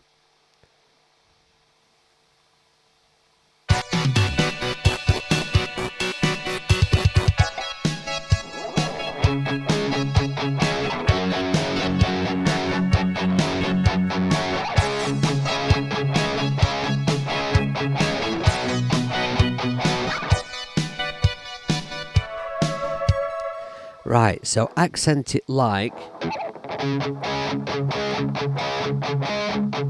or that one. All right, let's put that down. In order to do so, though, I will need to make sure I've armed the track. And, preferably the correct track. Okay.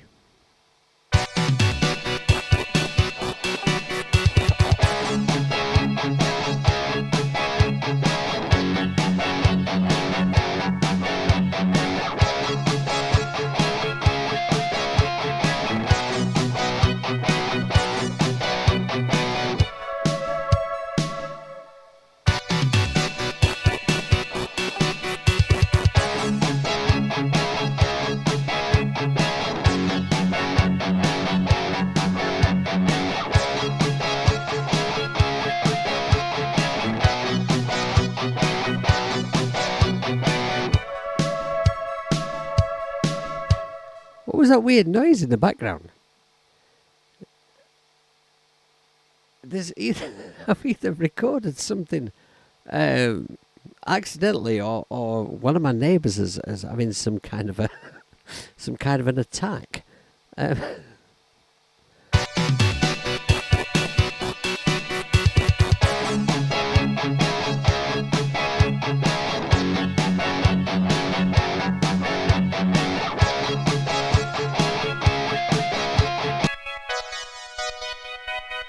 Is it on the guitar track? It's round about here.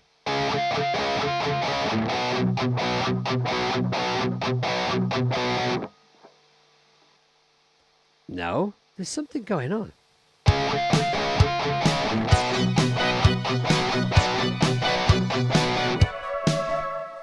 I'm not hearing it now.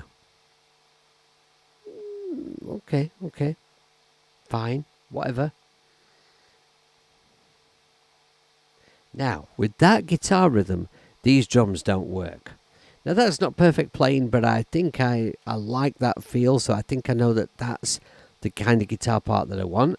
So before I try and put that down properly, I think I should try and put some drums down that will fit. I did solo the track. I soloed all the tracks that are happening at that point, which is actually very little, and it does sound nicely full, actually, doesn't it? So I'm thinking, actually, as well as this guitar part, which I'll play twice, have one left, one right, I probably might do something with some octaves in a bit of a Foo Fighters-y kind of a style, but without shagging anyone that I'm not married to, because it's not advisable. Now then, yeah. So I'll take the. Now I think what I'll do is for today. Yeah, it is quite possible it was just one of my neighbours having some kind of, breakdown or something. I don't know. I just heard some crazy sound in the background. I thought it must have been something that I'd recorded. Right. So what I'll do is I need to get off soon because I've got a couple of things to do before I go and pick up my boy from school. So I'm going to just try and put a drum part in, like a rhythm that works with this guitar. And then when I come back to it, I'll have a drum part that I can put these guitars down properly to. So I think I'll do what I did before. I'll do 2 bars at once. So I'll just select that and glue them. We'll put loop on and concentrate on these 2 bars. Right, now ride or hat. I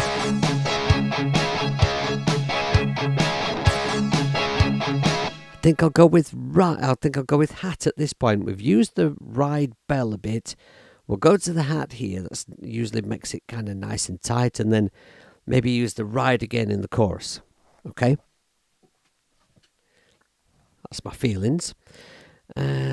So that right. Okay, so we're going here.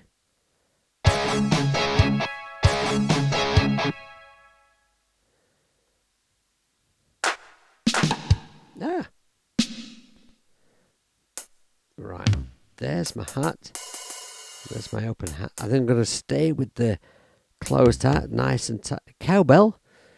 Cowbell. It's good your brother's not watching.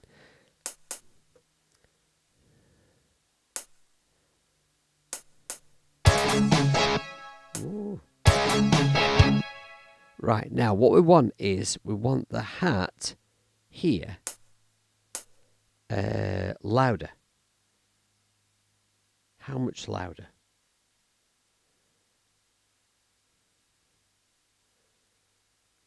Why is it not even letting me change? Is it because it's on draw? Let's have a look. Oh, no, it's because I'm pressing the wrong one. What a twat. Right. Okay. Select the right note. And then, how much louder does it want to be?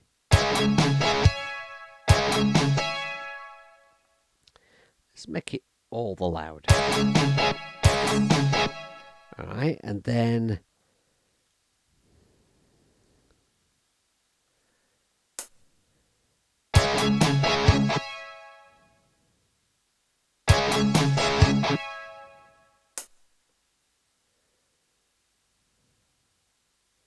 that one will be all the loud as well, because that's where the next accent is.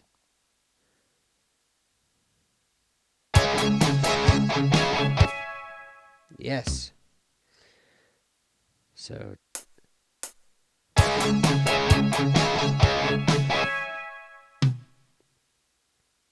yeah, and then super loud one here, a normal one there. So select that one down here,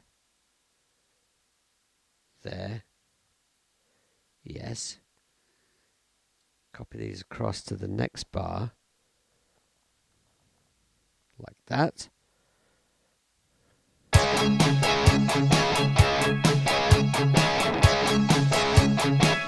Right, now I'm thinking maybe the snare's in the wrong place. Maybe it wants to be on the accent.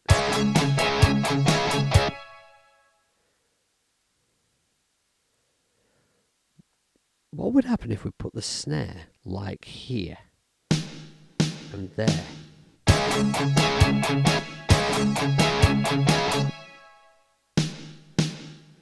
Like that.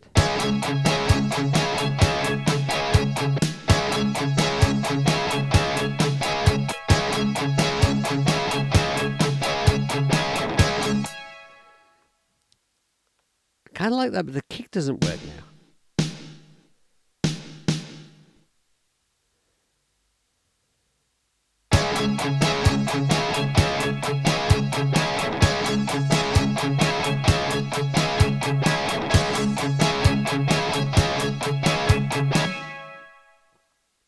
So what do I need to do with the kick?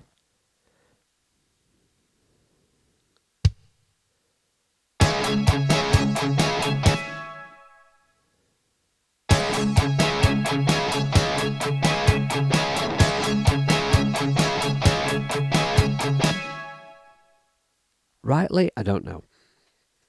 So let's just arse around with it till we get something that works. Oh.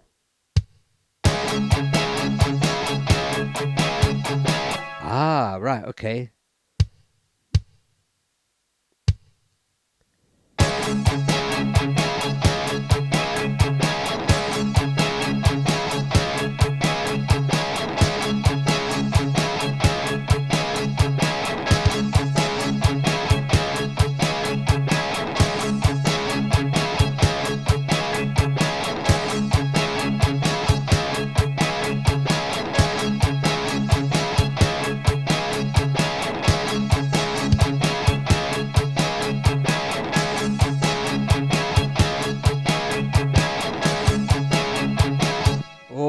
let's try something radical here.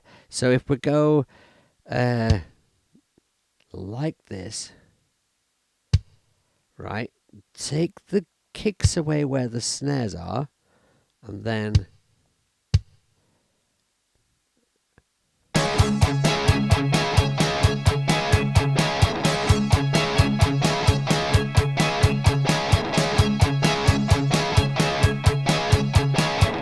that's it. I like that. I like that. Okay, so now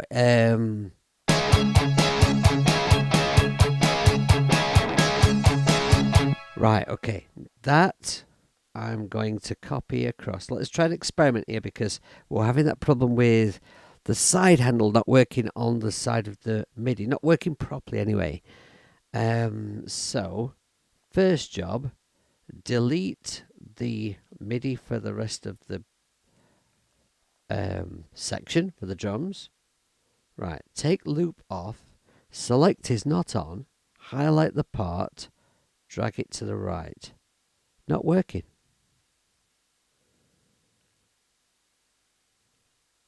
I can only do one. That's a bit odd.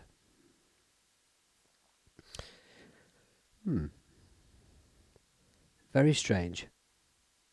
Okay, I'll have to get I'll get Steinberg to have a look at this stream. Okay, so now for this section.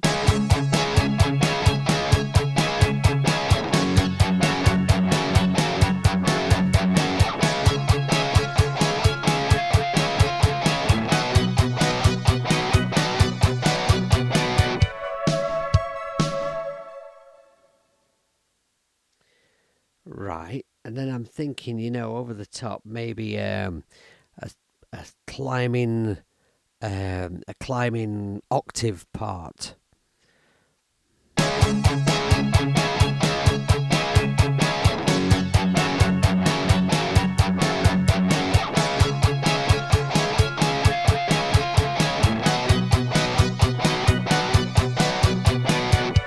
Right, okay, now I personally doubt whether the glitchy guitar nonsense is going to work over the along with this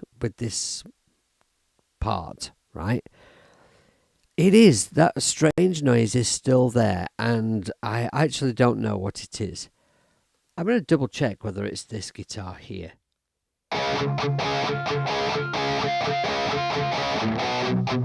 It is. It is that one. Weird. Okay, well, it's a guide part anyway, so right, last thing I'm going to do today before I bugger off is I'm going to copy this glitchy guitar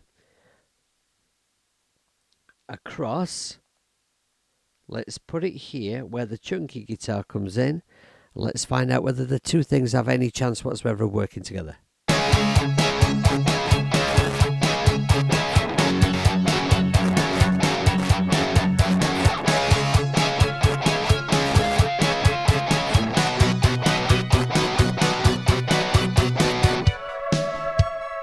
I don't think so. I don't really think so. The chunky guitar is quite loud though at the moment because I needed it to be. So if I just turn that one down a bit.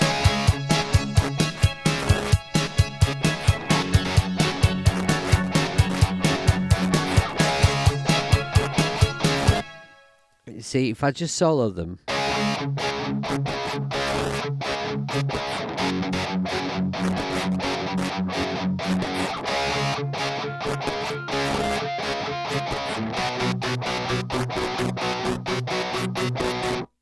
No, I don't think they do. But anyway, for now, I'm going to have to leave it anyway because I've run out of time. So, I'm happy with what I got done today. Now, I kind of had in mind before I started this stream, I would get more done than this because I kind of had, I'd not prepared any guitar parts whatsoever at that time, but I had lots of ideas for guitar parts in my head. And then I come to this, and Matthias has made a suggestion, and Sam has suggested an app, and as a result of that, I've done something that I would never have thought of doing, and I really, really like it. And yeah, I'm thrilled with it. So that's great. Now, what I'm going to do is, my next stream will be tomorrow night, UK time. It'll be the same time as a Cubase's workshop normally is. So I'll be doing a Songtember live stream then. So before then, I've got a bit of free time. I might try and put a guide vocal down so that this whole thing makes a bit more sense. So you can see why I'm assembling these parts. What is this song? And the only reason I didn't do that in the first place is just because I'm trying to save time, because I'm obviously tight on time. So and I might just sort of, the guitar parts that I've put down today, I might just put them down with a little bit more finesse, like a final finished part before then, because I like them, and I think we've found the right guitar part for the verse, and something very promising for the pre-chorus. The challenge, I think, is going to be is when I get to the chorus now, not doing something super bland with the guitar, because we've got interesting stuff going on here, Right. Delete those back off, and I'm just going to go to the beginning of the track. I'm going to play out with the track. I'll probably just play it up as far as the chorus, because I've not really done anything on the chorus today, and I really only have a sketchy idea in place for that at the moment anyway. Alright, so once again, thanks ever so much for joining me. This has been very productive and really enjoyable. Have a fantastic rest of your day. Do try not to piss pants about. And by the way, anyone who needs any help with your Songtember stuff, just get in touch with me and let me know. Alright, see you later. Take care.